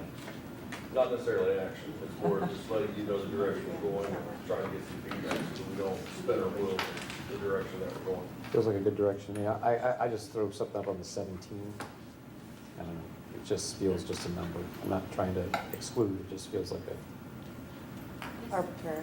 yeah, I'm sure you got some data on it, just sitting here just. No, that's what it costs to move our current, we have a part-time teacher teaching No, now. not the 17,000, 17 kids, 17 kids, 17 class size, sorry. That's all right. 17 children, I apologize. And I'm still wondering if adding another art is as valuable, maybe right now, as adding some of these robotics, electronics kinds of opportunities. And maybe because it's comfortable, at least in my household, they look at what the siblings took and then they follow in those footsteps rather than go outside the box. And maybe you have to kind of push the students go outside that box and start taking some of these electronics. And maybe art is not where we need more courses, we need them somewhere else. Well, you know the interest there with that robotics growing the way that it is. You're right, I guess it's more of a smart financial decision. With art, the kids like it, and we'll be able to move kids out of study hall into that based on their interest. For robotics, the research still needs to be there. That's an expensive endeavor to jump into. With Motoman, to be able to go purchase robots, just the basic robots, $30,000. We would probably need 4 or 5 robots. Can they teach the class? Pardon me? Can they teach? Can the robots teach the We have She several said it. teachers that would be outstanding robotics teachers. We actually hired a teacher who was in that profession, in the private sector. So we have the staff to do it. It's just the financial investment. You want to make sure you're going in the right direction, and then you need to set up the course. We've already spoken to our science teachers, and they are on board with sitting down talking about that. So it may not come this year, but the following year. It's just such an investment that you want to make sure you're on the right mark when you do it. It may be an extreme comment, but I agree with Dr. Coles. If that's the career area that we can do for 2 robots to start off with, because I did go to Motorman and they do robots. You don't need a robot per person. They actually do computer simulations and the robot then works. You can actually manage that pretty well. I just think we ought to, again, jump on something like that and take it forward. That's just me, only because that's where the jobs are going. And they can't find people to hire. They can't find qualified people in our marketplace, so They would take them right out of high school. and they take them in internships If we could get 'em that far. could get them there. But on the So- flip side of that, the investment might do better to expand the robotics club that is after school, because what I would like to see, and I think it was discussed last year about more of an academic boosters, to where we're looking at how the kids can get involved with academics. And our robotics club, isn't Mr. Corzan? Yes. Doesn't he build the bots, so on and so forth? He So- does. I went last Saturday to see them. Right, I mean, we really have a good, strong hold in that area, but we could expand that, which might be more beneficial to the kids than adding a class right now. So, again, most of the time on these courses of study, according to our counselors, you're planning a year in advance. And right now, we're planning for next year within a 6-week time period. So that's what we're looking at. But I think we have a lot of those things there, though. To say that we don't, I think we do. It's just, not specific it may be to life. personal, but, you know, when the kids are already in football, tennis, band, there's not time left after school for another robotics. And if it's that important that they start learning these things that are gonna make them career ready and competitive for college and anything else they do, then I think it's way up there on the priority list for me. Let them go ahead and do the extracurriculars. This is just really too important to be an extracurricular. Well, there are a Maybe couple- we'll bring it inside. I'm sorry, there are a couple of pieces to this puzzle. One is what do we currently have and what can we currently work with? What are kids interested in? But also, what's going to be financially sound and that we can maintain? It's going to be sustainable over time. An investment like that, as important as it is, you don't want to do it halfway, because then you'll have all these things in place and you've spent all this money, and then you'll have kids go, oh, I don't know. So to lay that foundation, you really have to take your time, you really have to look at your investments, really look at how do we market this from start to finish. You just can't do it halfway. It is that important. And so we need to be, as soon as we get this taken care of, we need to start planning for that following year so that you do it and you do it right. And if we And were that to is in land a place. STEM grant, we're gonna run right into it right off the bat. We're gonna have $500 million. That's why it starts When in do the we find middle. out about that? Right. I think so, yes. And Trust me, if we get the STEM grant, it'll all, the whole community will know real fast. Just following up on Dr. Bull's comment, though, I think maybe some of this career readiness need could be met with online stuff. Absolutely. So I think that that's an option too. And if we can get a robust catalog of online courses, that might be a good avenue. Because And for that piece, that's why we didn't want to wait until next year to start it. We wanted to put it out there right now and see if we can get students interested as early as second semester. Just to float it and see what is of interest. looking at your survey, it looks like they're chomping at the bit for it, so. And we'll see how many actually turn in their applications. two I years, have high hopes. I didn't mean that sarcastically. I have high hopes. 2 years ago, we set aside $100,000 for special projects in the budget. In this 5-year forecast, there's still a board special project line item. And one of the things that we had talked about 2 years ago that the board had unanimously approved that time in January 29th, 2012, was that we would wonder if there would be any interest from the professional or staff to go and do something that we can actually lay out a special contract for them to do something. And we talked about them developing curriculum or developing a book, developing something. So I guess, again, radical extreme, sitting here tonight, that's in the 5-year forecast. There seems to be some interest. Would that accelerate anything in this concept of trying to take these conversations forward? Because there is a budgetary that was approved 3 weeks ago, or whatever. And that's been on the books for 2 years, so and I don't think we spent the $75,000 we had set aside because no one took that. I think we bought a couple iPads, and I think we did something else with it, but that was. The interest is there. I mean, I've been approached, especially at the high school level. Right now, and I'm not complaining or whining, but our issue right now are SLOs, OTEs, and SMART goals. I mean, our staff is. Taking it outside of that? Let's just make the announcement or make awareness that we did set aside in this current last forecast, $75,000. I think we had 100 before we reduced it a little bit, but, and, you know, if I think we had some of the kinds of initiatives we had in mind is we thought it would be kind of neat if a group of teachers wanted to get together and say draft their own textbook materials, instructional materials that might use a iPad or something like that we could actually then deploy, possibly even market, or that they could possibly market, and we would use for free. There'd be some kind of agreement there since we would be paying to get them into the endeavor. But we did set aside some money for that kind of initiative, and so just to make people aware that I think we're still interested in doing those kinds of things. That would make it more attractive to our teachers. Right. It's in the 5-year forecast, been there for 2 years, so if there's interest, please bring up some ideas, and if it can accelerate the things you're talking about here for me, I'm all for that. So. Kind of a perfect time to talk about it too, because, you know, the teachers at this time are saying, I probably aren't thinking about summer, but it's a good time to start having the conversation so that when the summer does free up their time, they can think, you know, what kinds of things can I write a book or write a course about in these careers. Or whatever you're trying to do with robotics. I mean, Yeah, if there's We'll some- pass that on. Is that it? Yes. Okay, we're done? Did you get enough feedback from us, say we like the direction? Yes. Okay, good. Make Or sure at least that's from me, the- anyway. Yeah, who's got the agenda? I don't have that. Baseball, press box, things. Oh, agenda item 10.6 would be update on the baseball field press box. Thanks, Tina. Title IX, Mr. Pennell. Yes, last work session, we talked about the Title IX, or the baseball press box, and one of the things I was tasked with was to come back with an opinion about the Title IX situation. Our attorneys, Ennis, Roberts, and Fisher, sent me a letter, a Dear John letter. Sorry, I just had to say You that. just couldn't miss that. I couldn't You had to miss take it, that, what didn't can I say? So, Ooh.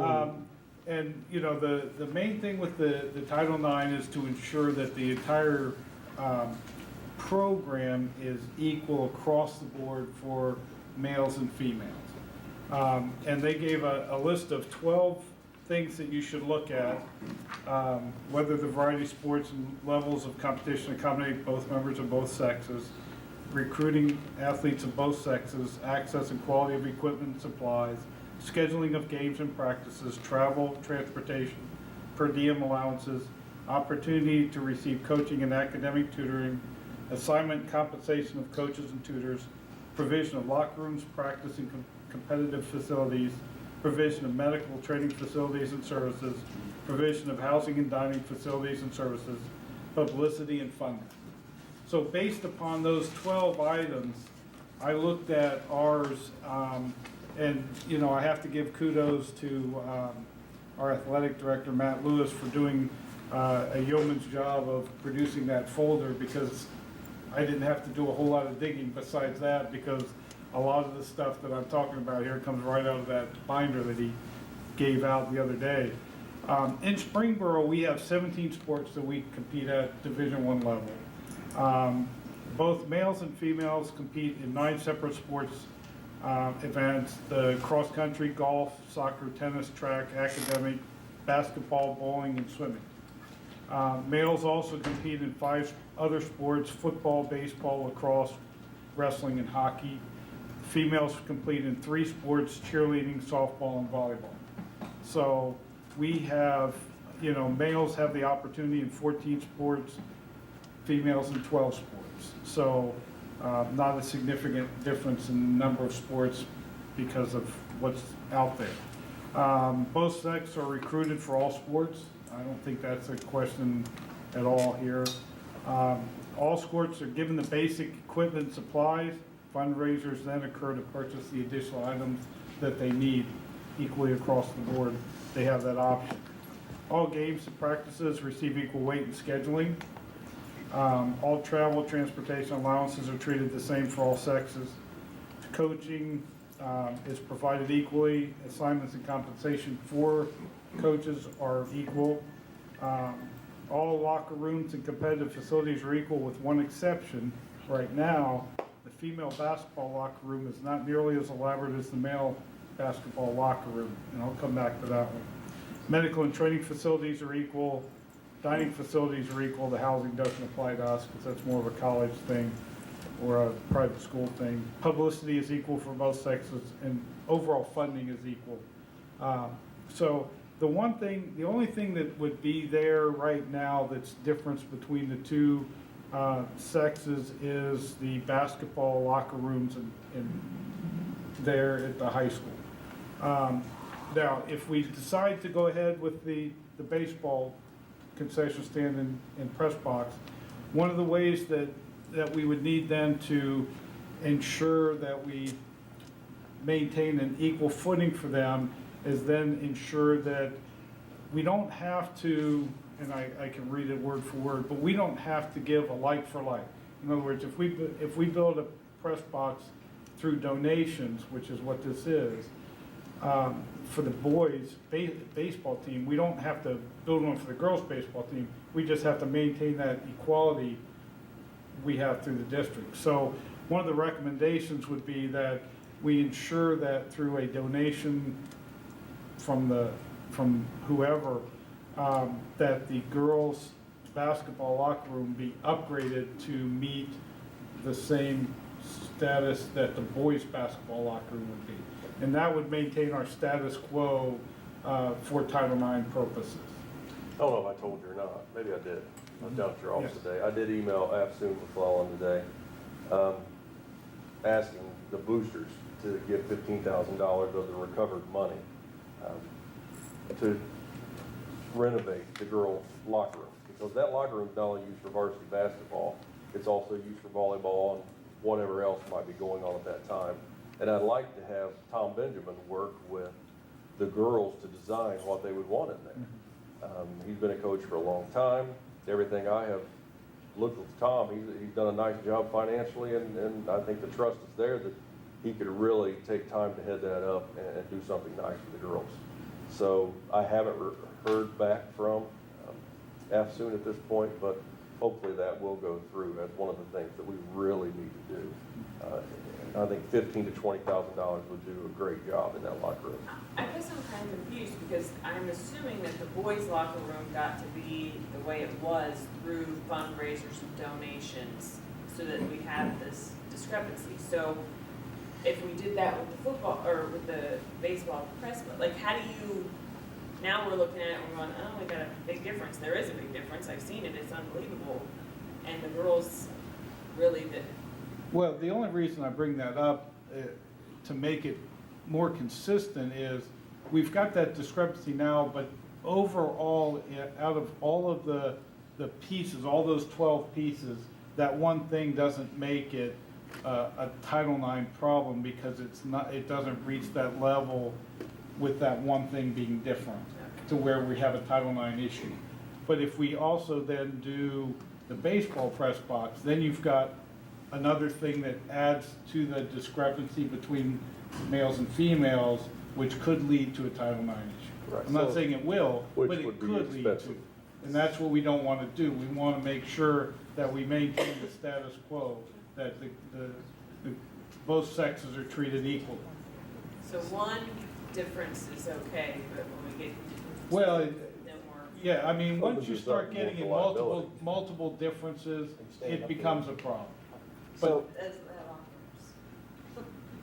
so is it the press box part or is it the concession? Because my question is why the concessions wouldn't just be for baseball. We got the tennis courts right there. The concession stands would be open for everybody. so. It's mainly the team room part that you would have for the boys right there. That's on the second floor. If it was just this one floor concession stand, I would say it wouldn't be any different because we have a wood concession stand over by the girls. But, I mean, because you're adding a team room piece of it, you just want to make sure you maintain that status quo. Well, and in And defense, if we can do it to the basketball, or, yeah, to the team room inside the school for basketball on a donation piece, then it's still not a major difference between males and females. and in When Steve Ray made the donation this evening, why was that directed to? it was for the spaghetti dinner. Okay. But in defense of the boys' locker room, I've done a little research on that, and that was primarily donations from golf outings, and also some side effects money that was generated off the score table that's in our gymnasium. So it wasn't general fund money that was intentionally directed just towards boys. So that would hold some weight as well. But what you have to think about, if someone tries to sue us, we're going to spend $5,000 to $10,000 defending ourselves real fast. So it's easier just to get this done up front so that we don't have the liability. And I want the girls to realize we are being paid because our girls are just as successful in sports as our boys are. Give it to the girls this year and the boys next year. You know, we don't want to get that. Well, that side effects money So- was general use money. It wasn't fundraising Right. for In the boys. inception of that score table, though, it was more of a boosters setup. So it was different how it was used back in 1996. It evolved into something that was more of a district captured dollar. So again, a lot of these things happened early on, but that was finalized with the golf tournament where that much money was raised. And I think they spent about $20,000 on that room. It looks like it would be a $100,000 locker room, but it was about $20,000. And the other piece is, it doesn't matter where the money comes from. It's what's here that matters, whether it's donated or it's school district money or wherever the money comes from. That's why you have to maintain that status quo. And that's what, just adding the baseball press box and concession stand may not create a problem, but we don't want to run the risk of that happening. We want to make sure we maintain the way it is. If I was a girls softball player and we improved the basketball locker room, I'm not sure I would, and we improved the baseball facilities, I'm not sure that I would feel that that was exactly fair. Well, they have a new field, the girls do in softball. Can we, well, my understanding is that field needs drainage improvement. We're working on it. John's already on that. We're working on it. 80 tons of dirt, I was told today. Well, that was for the boys baseball. Oh, that's for just the boys, The girls okay. needs more, yeah. We'll do the girls first. Well, we're working on, that's right, we're working on those issues with the fields also. But, the key about it is, it's not, for Title IX purposes, it's not, you do this for the boys baseball, you have to do this for girls softball. It's the entirety of the male-female things. And so, back in 2011, they updated the baseball and the softball fields, gave them the exact same dugouts, the exact same backstops and all that. So, that's why they were keeping that. And that was one of the concerns that somebody brought up, that, well, if you do this to baseball, you have to do it for softball. No, you just have to make sure that it's maintained status quo across all the sporting activities. Okay, any further questions? Well, if we need to bring next week, though, yeah, you need to get something voted on, correct? Right, the next board meeting, I will need to bring an action for you to approve me or to go forward with obtaining architectural drawings and to try to get the additional donations that we need to finalize the press box. We've got some lines on it, but we don't have everything finalized yet. So that stuff will need to move fairly quickly in line with getting the architectural drawings. And, no school district money will be going toward this. It's all donations, but it's just my time that it'll take to get. Well, and hopefully, by then we'll have an answer from the athletic boosters to where we can have Correct. the board accept the donations for the girls' locker room. Would be nice. Correct. I think I mentioned last time that there might be an architect or engineer in the community. Correct, right. Like would donate their services. Can we Right. send out an appeal? Well, and that's what I feel comfortable once the board approves us to go out and look for it, rather than doing it and then it not happening. I just prefer to do that once we get a board approval that says, yeah, you can go out and look for architects. Because I want to keep the price down. It's all donated money and I don't want to spend even donated money on, $10,000 on an architect. We want to find an architect that's reasonable and can get the appropriate drawings structurally for a two-story building. Possibility I won't be here next week, but I support what you're doing. So. Or next meeting. You getting multiple bids from architects? Whatever he needs to do to get it done. It's snarky. No. Multiple bids, make sure there's no association with anybody. All right, are we done? 10.7. Yes, what I would like to ask, we have 3 new board members coming on, and we do have a lot, as Mr. Petroni mentioned, behind the scenes, a lot of times, there are a lot of different things being juggled. So I definitely want to get them up to speed as soon as possible, considering they're going to be 3/5 of the board that has a changeover, which I would like you to consider if we have executive sessions after tonight, that the new board members are able to come into those executive sessions to get caught up on some issues. And the reason I say after tonight is we really don't have anything of importance tonight. So after this, we may. So I'd like to get them up to speed. Is that legal? What's that? They aren't sworn in, is that legal? You're allowed to let them in. But are they held to the same confidentiality? that we can check that out, but I'm pretty sure that you are allowed, if you accept them in, they're able to come in. If you remember, that was a point of contention back when I was elected, and we were not allowed to, by that former board, not allowed to come into executive. I think They weren't allowed either. Huh? I think I was able to. We'll work through it, but. I'm not saying no to them. I'm just saying that I'm not sure it's a pattern necessarily, at least not here. What Mr. Petroni and I did after we were elected 2 years ago, we informally contacted the incumbents and also the superintendent and the business manager at the time, and we just held informal meetings, and that was very helpful. We talked about goals and objectives and in that informal setting, and that was, I think, very useful. Yeah, we had a little difficult time. We actually could have all five. We couldn't have all five because there was 3 sitting board members, so we kind of alternated with that before January 1st. So open to whatever you want to do. It would be very easy to have 5 of us get together before January 1st. And we will do that. I've already spoken to a couple of them today, and we'll meet with them next week. But we will definitely have a retreat beforehand. However, I would like to look at the executive session piece because I can't really talk to them about that outside of executive session to some extent. So that's something we will have to look at. Okay. 10.8 is public participation on work session agenda items. I have a couple of questions. And name and address? Stephanie Benjamin, 35 Fryport. I have a couple of questions on the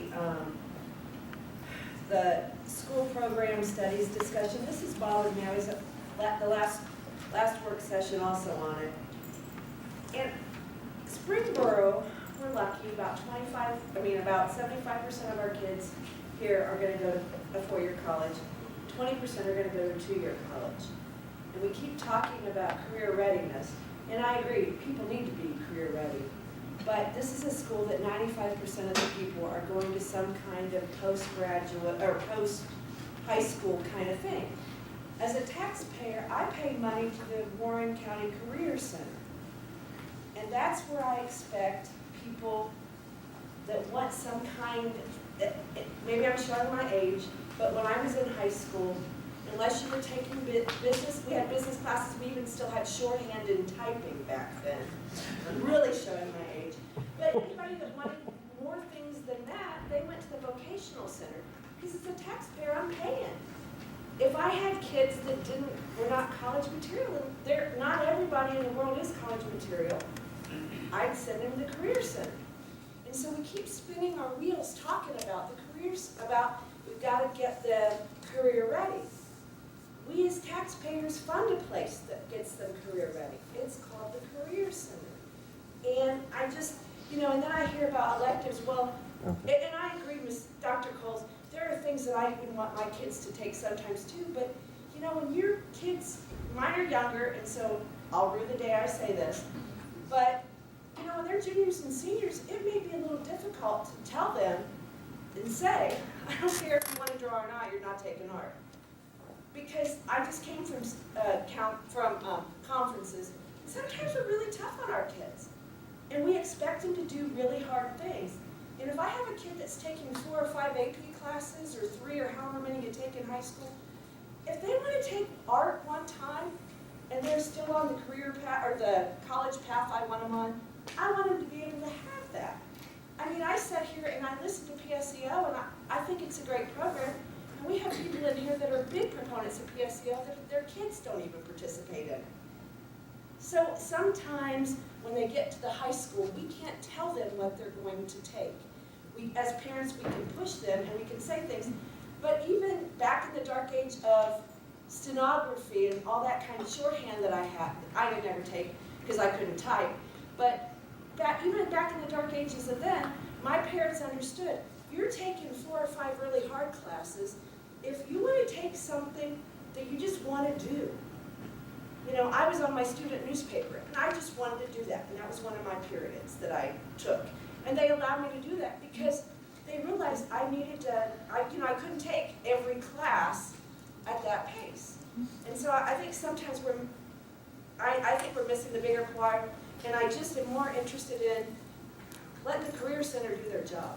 Well, if I could comment to that, if you will. It's college and career ready. I'm not correcting you, Stephanie. It is a misconception every time we say that.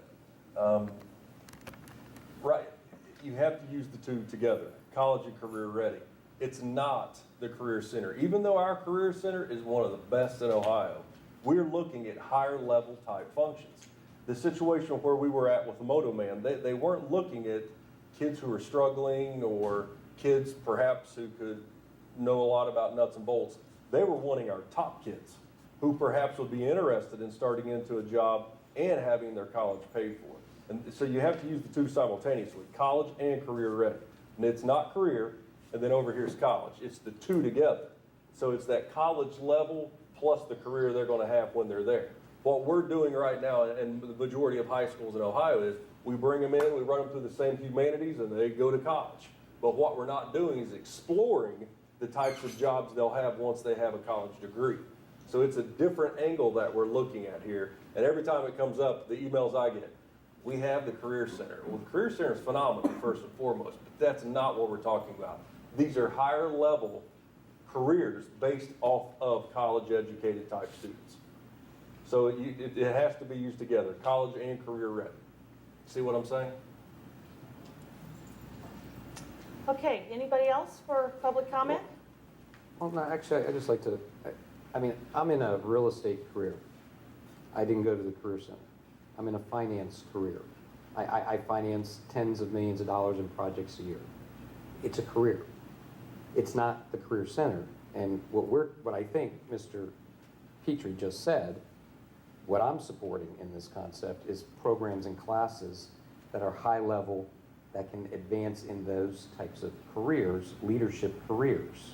Not that there's anything wrong with the Career Center. So it's not going over, and I guess the Career Center, they have construction training and trucks. We're not, Electronics, plumbing, all kinds and we're not talking about that. We're talking about, so to be a Moto Man technician, you have to understand physics, electrical, mechanical, engineering, and you also have to understand how to turn the computer on and off and read code.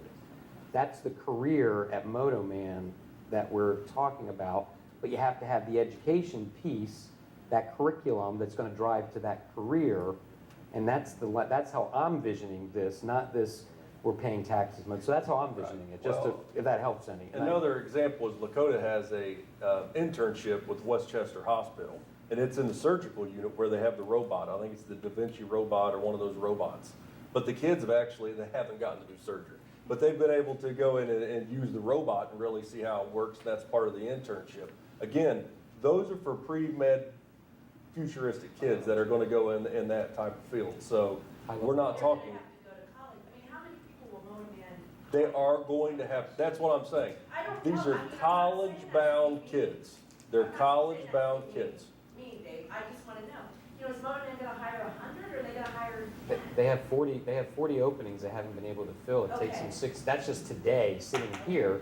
And Teradata, I don't remember what Bruce Langlois said that their needs are in demand drivers. So, and so it's actually real in our backyard. And when you go to Moto Man, I mean, this arm turns like this on a robot, but it's a physics.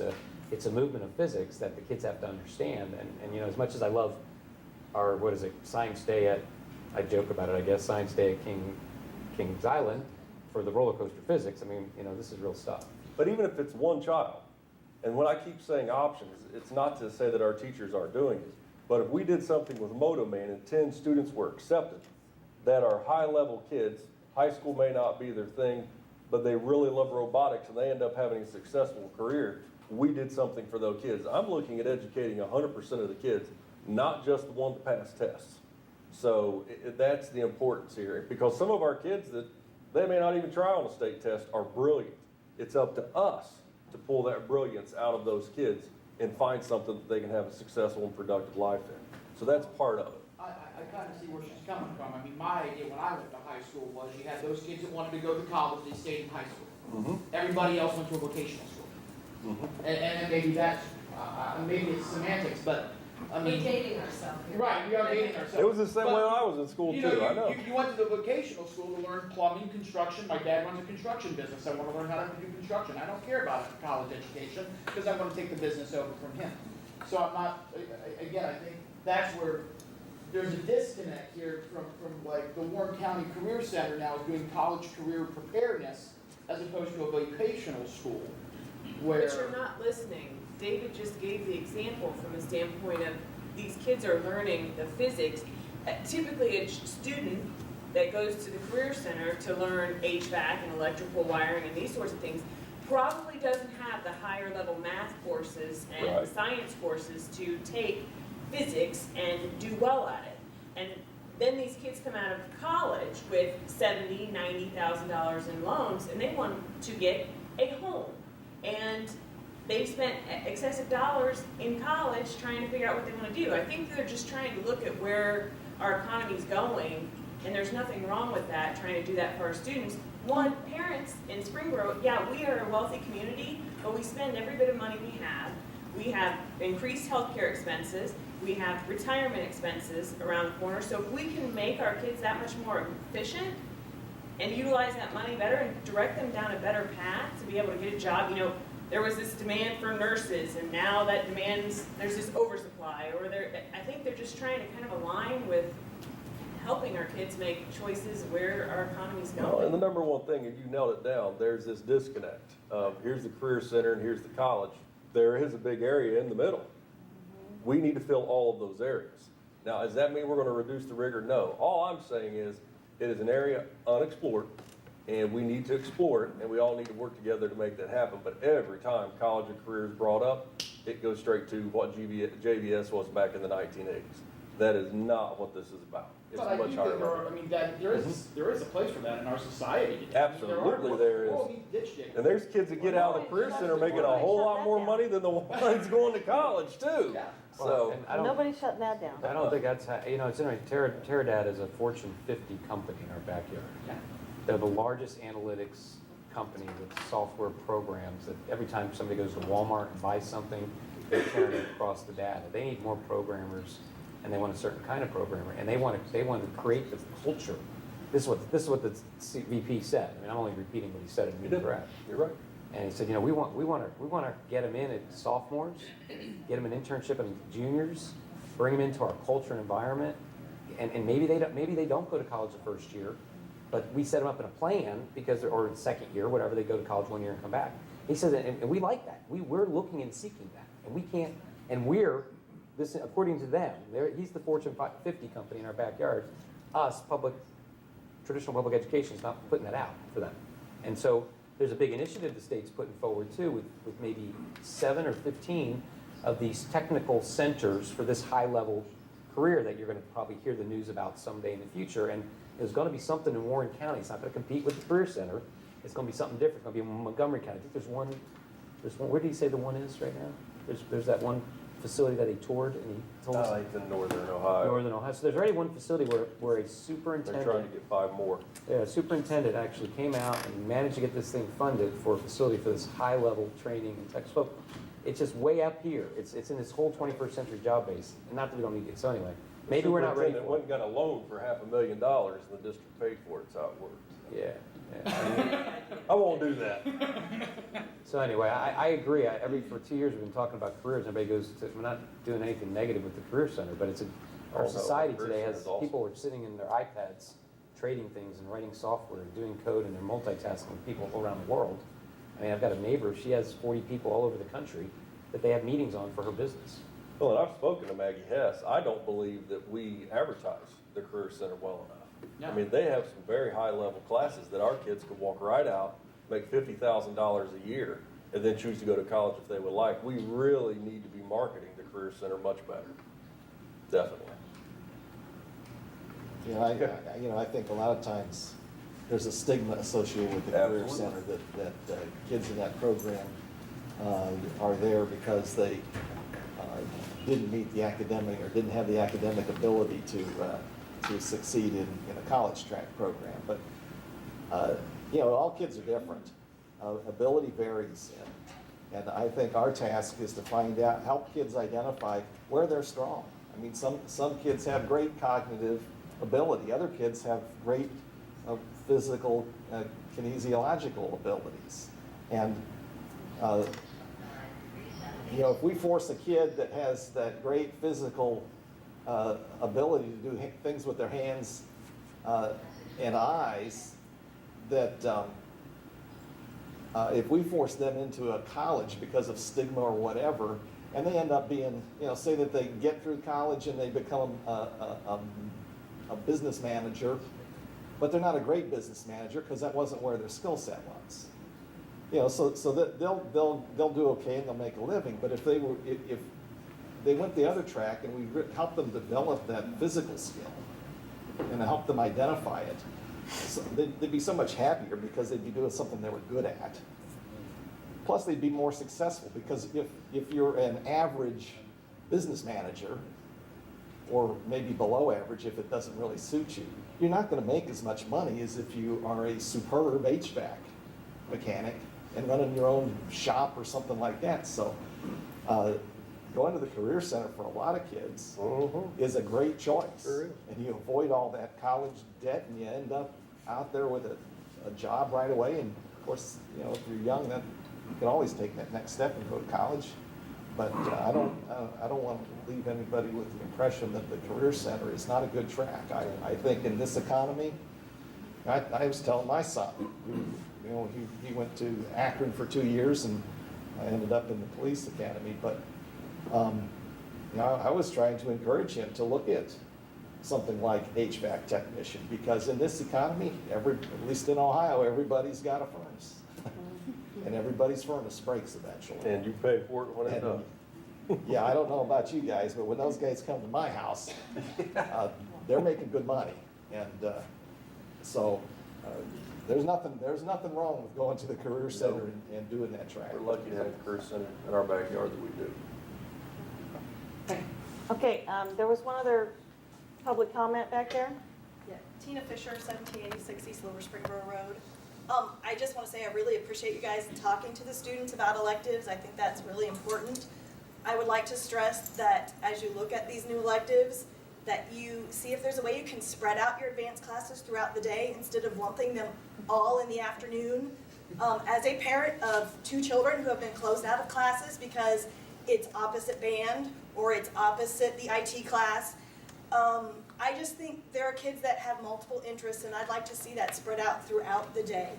I think the art classes too, here again, as a parent of a child who was closed out of art classes, 3 electives this year, 1 last year, I think that's great. And there are a lot more colleges looking for fine arts credits, and there are classes too. My daughter is interested in architecture and interior design. I did not realize, but that is a fine arts degree. And she needed fine arts classes to be competitive to get into those schools. And she's kind of behind the curve because she got closed out of those things.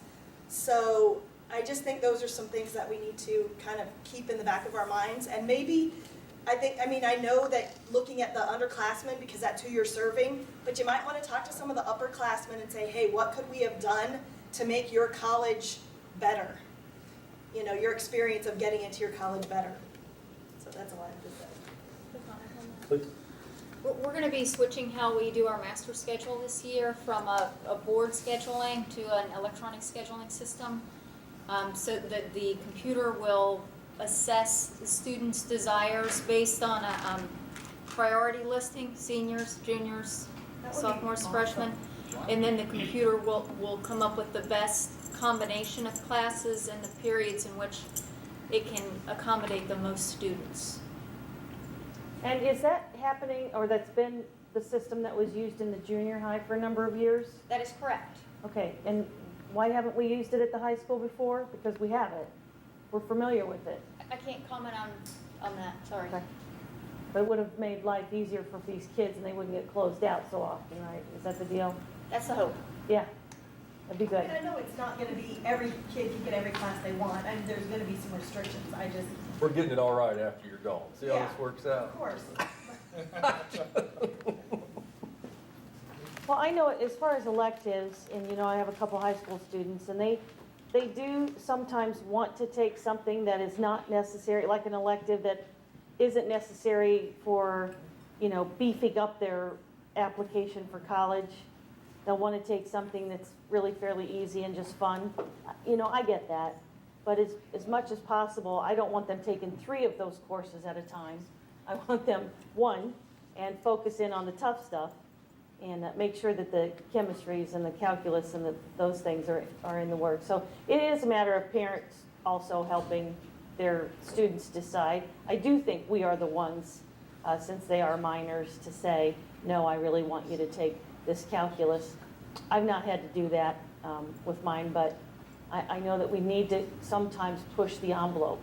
But taking a course that's more fun than it is academic, you know, I understand you want them to have some fun in school and not so much homework.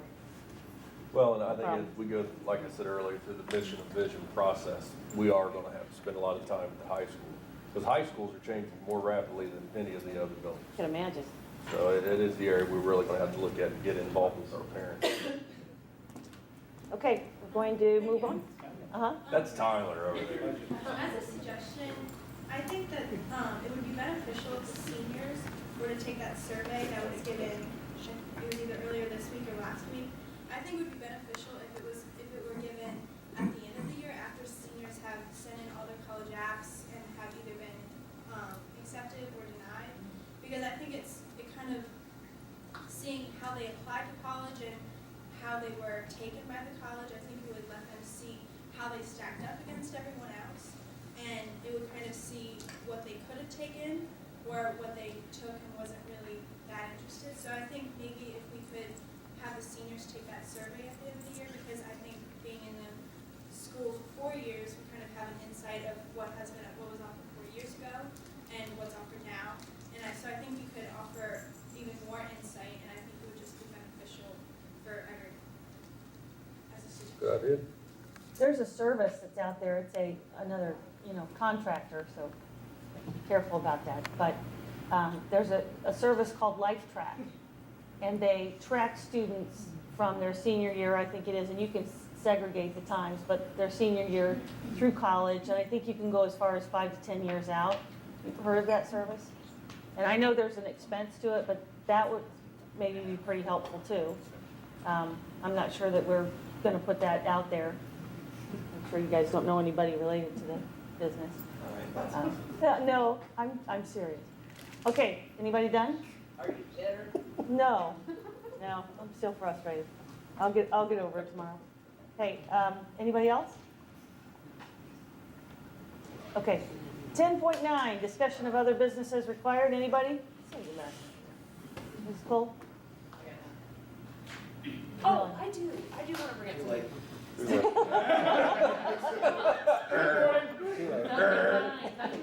Well, I saw this, I'm not doing the Dunkin' Quiet. This week I saw this horrible bullying story in one of the neighboring communities. What are the parameters put in place by Springboro? Like, is there an anonymous, like, bullying hotline, something that these kids can call, email, something, some sort of resource? Because I've heard of some different things kind of going on within our district that,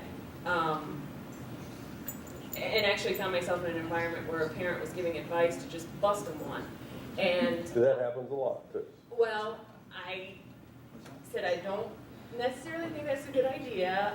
And trying to help them evaluate the situation, I said, I guess if it happens in school, you need to like yell at the top of your lungs. And I'm trying to give this advice, and I'm thinking, okay, where do I even send you? Who do I send you to so that you don't look like you're a tattletale and you don't, like, what do we have? I mean, it seems like there should be some kind of hotline, resource, email box, something. I know you can't investigate all of these things, but I mean, hearing the story in the neighboring community was pretty disturbing, so. And addressing technology and how kids are using our technology. Again, if we can make, continue to do Officer Dawn's. Absolutely. And promote that better. Officer Dunn's? Use of internet and Twitter and Facebook and He does a cell lot of that phones. through there as well. It's something offered to the students or to the parents? I think he does this Both. info night, but it hasn't really been that well attended. He and Wendy Ford. Last year it was well attended. I got a lot of positive He does it comments. for fifth grade. He did it for fifth graders last year. We were invited. There's a parent coffee coming up at the junior high. I just think it needs reinforced. I That agree. kids not making good decisions. Where it will be addressed to parents. So the update on that, there's a date on that for parents to come in. And our, one of the folks that we partner with mental health will be delivering that information. A bully hotline though is a good idea. Really. Well, let me pull up the safety report and go through some of that, because No, that would be bullying. We would need the hotline. That would be bullying if you do that to us again. I'm calling the because, hotline. because one of the recommendations that we had in there was, or at least a consideration, I don't know if it rose to the level of a recommendation, but that was one of the things that we discussed as a possibility. But I think on a broader level, and maybe Don and Wendy can incorporate this in their discussion, is that a lot of this stuff goes on, and these school shootings, while some of them are related to the psychotropic drugs, a lot of them relate to this harassment that goes on that nobody knows about. And we were suggesting that we that we communicate to parents that they need to be investigating their kids' Facebook and their phones and find out what's going on so that this stuff doesn't go on without their knowledge. Because that's how these incidents build, is that these kids, they internalize a lot of it, it doesn't come to the surface, and then the situation explodes. And so it would be good for Don and Wendy to maybe re-review that section of the report, or I can come back and go through that again at the next meeting if we need a refresher. But We'll be sure to put that on the agenda. it might be easiest just to have Don and Wendy go through that. And It's part of our most of that was driven by them anyway. All that preventative stuff. Right. So I think it's time. I mean, there's no time like the present for that stuff. Absolutely. And communicating with parents is not an expensive thing. We just have to get organized and give them that communication. The Officer Don and Wendy Ford thing that they did, is there a possibility to put that up online? I mean, that's because, a lot of parents' problem is, I got this, I got that, I got something else to do, but when it's put online, we have a lot of time to watch movies. And they might be able to see it then. And that way it's easier access for not only the parents, but the kids. Right. He has a couple of different presentations. He gives a presentation through fifth grade. Last year was the first fifth grade parent meeting. He gives a 2-day class as part of DARE through all sixth graders, have that as part of their DARE curriculum. Repeats again in the junior high, I think, Andrea. Then I know the parent coffee's coming up. And last spring, Wendy and Don did put out that series of 3 parent newsletters that are still available on our website. And we've talked to Don about putting his presentation online. He's been hesitant to do that for a number of reasons, and one is it's very, very long.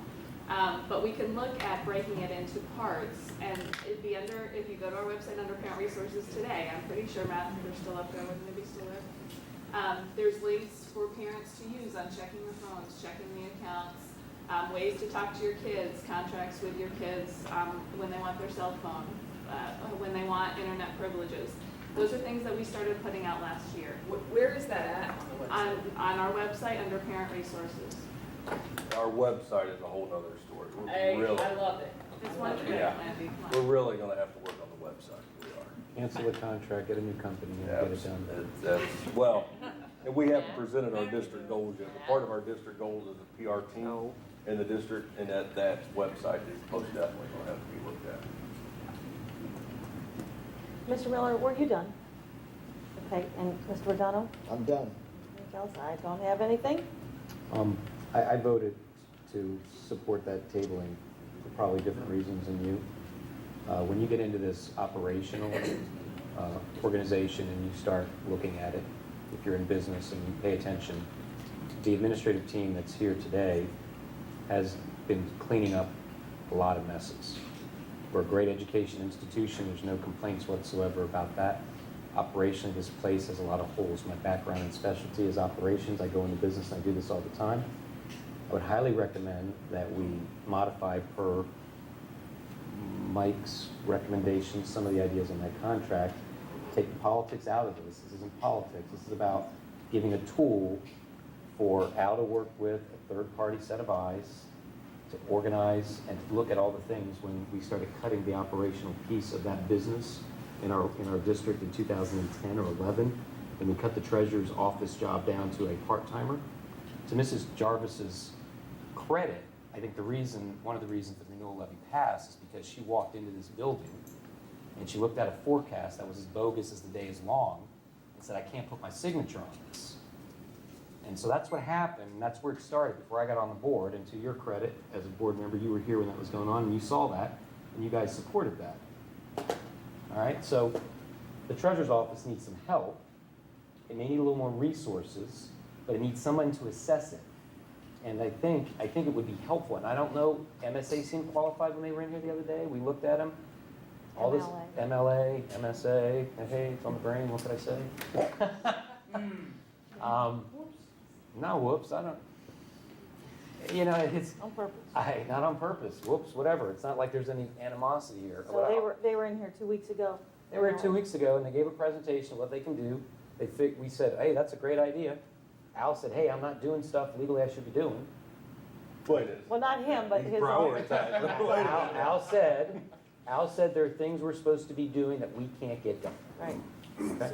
So I just would recommend that we bring them in and we get that contract forward. I don't know about all the other noise of what the reasons were. I don't care that Kelly Coles knows him from Timbuktu. I don't care about that. That was not why I chose to vote the way I voted.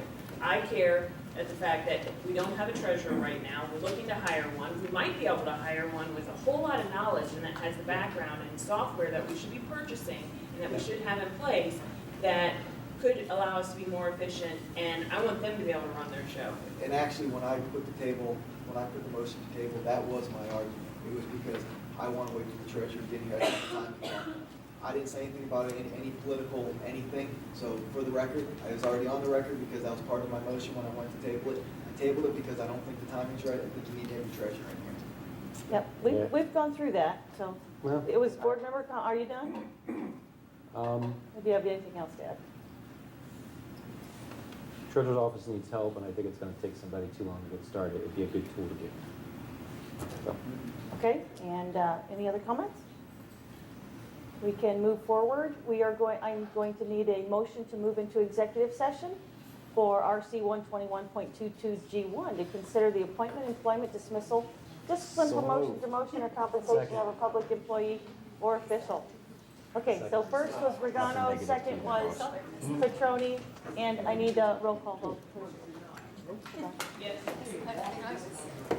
We'll take a 5-minute recess and then reconvene in here.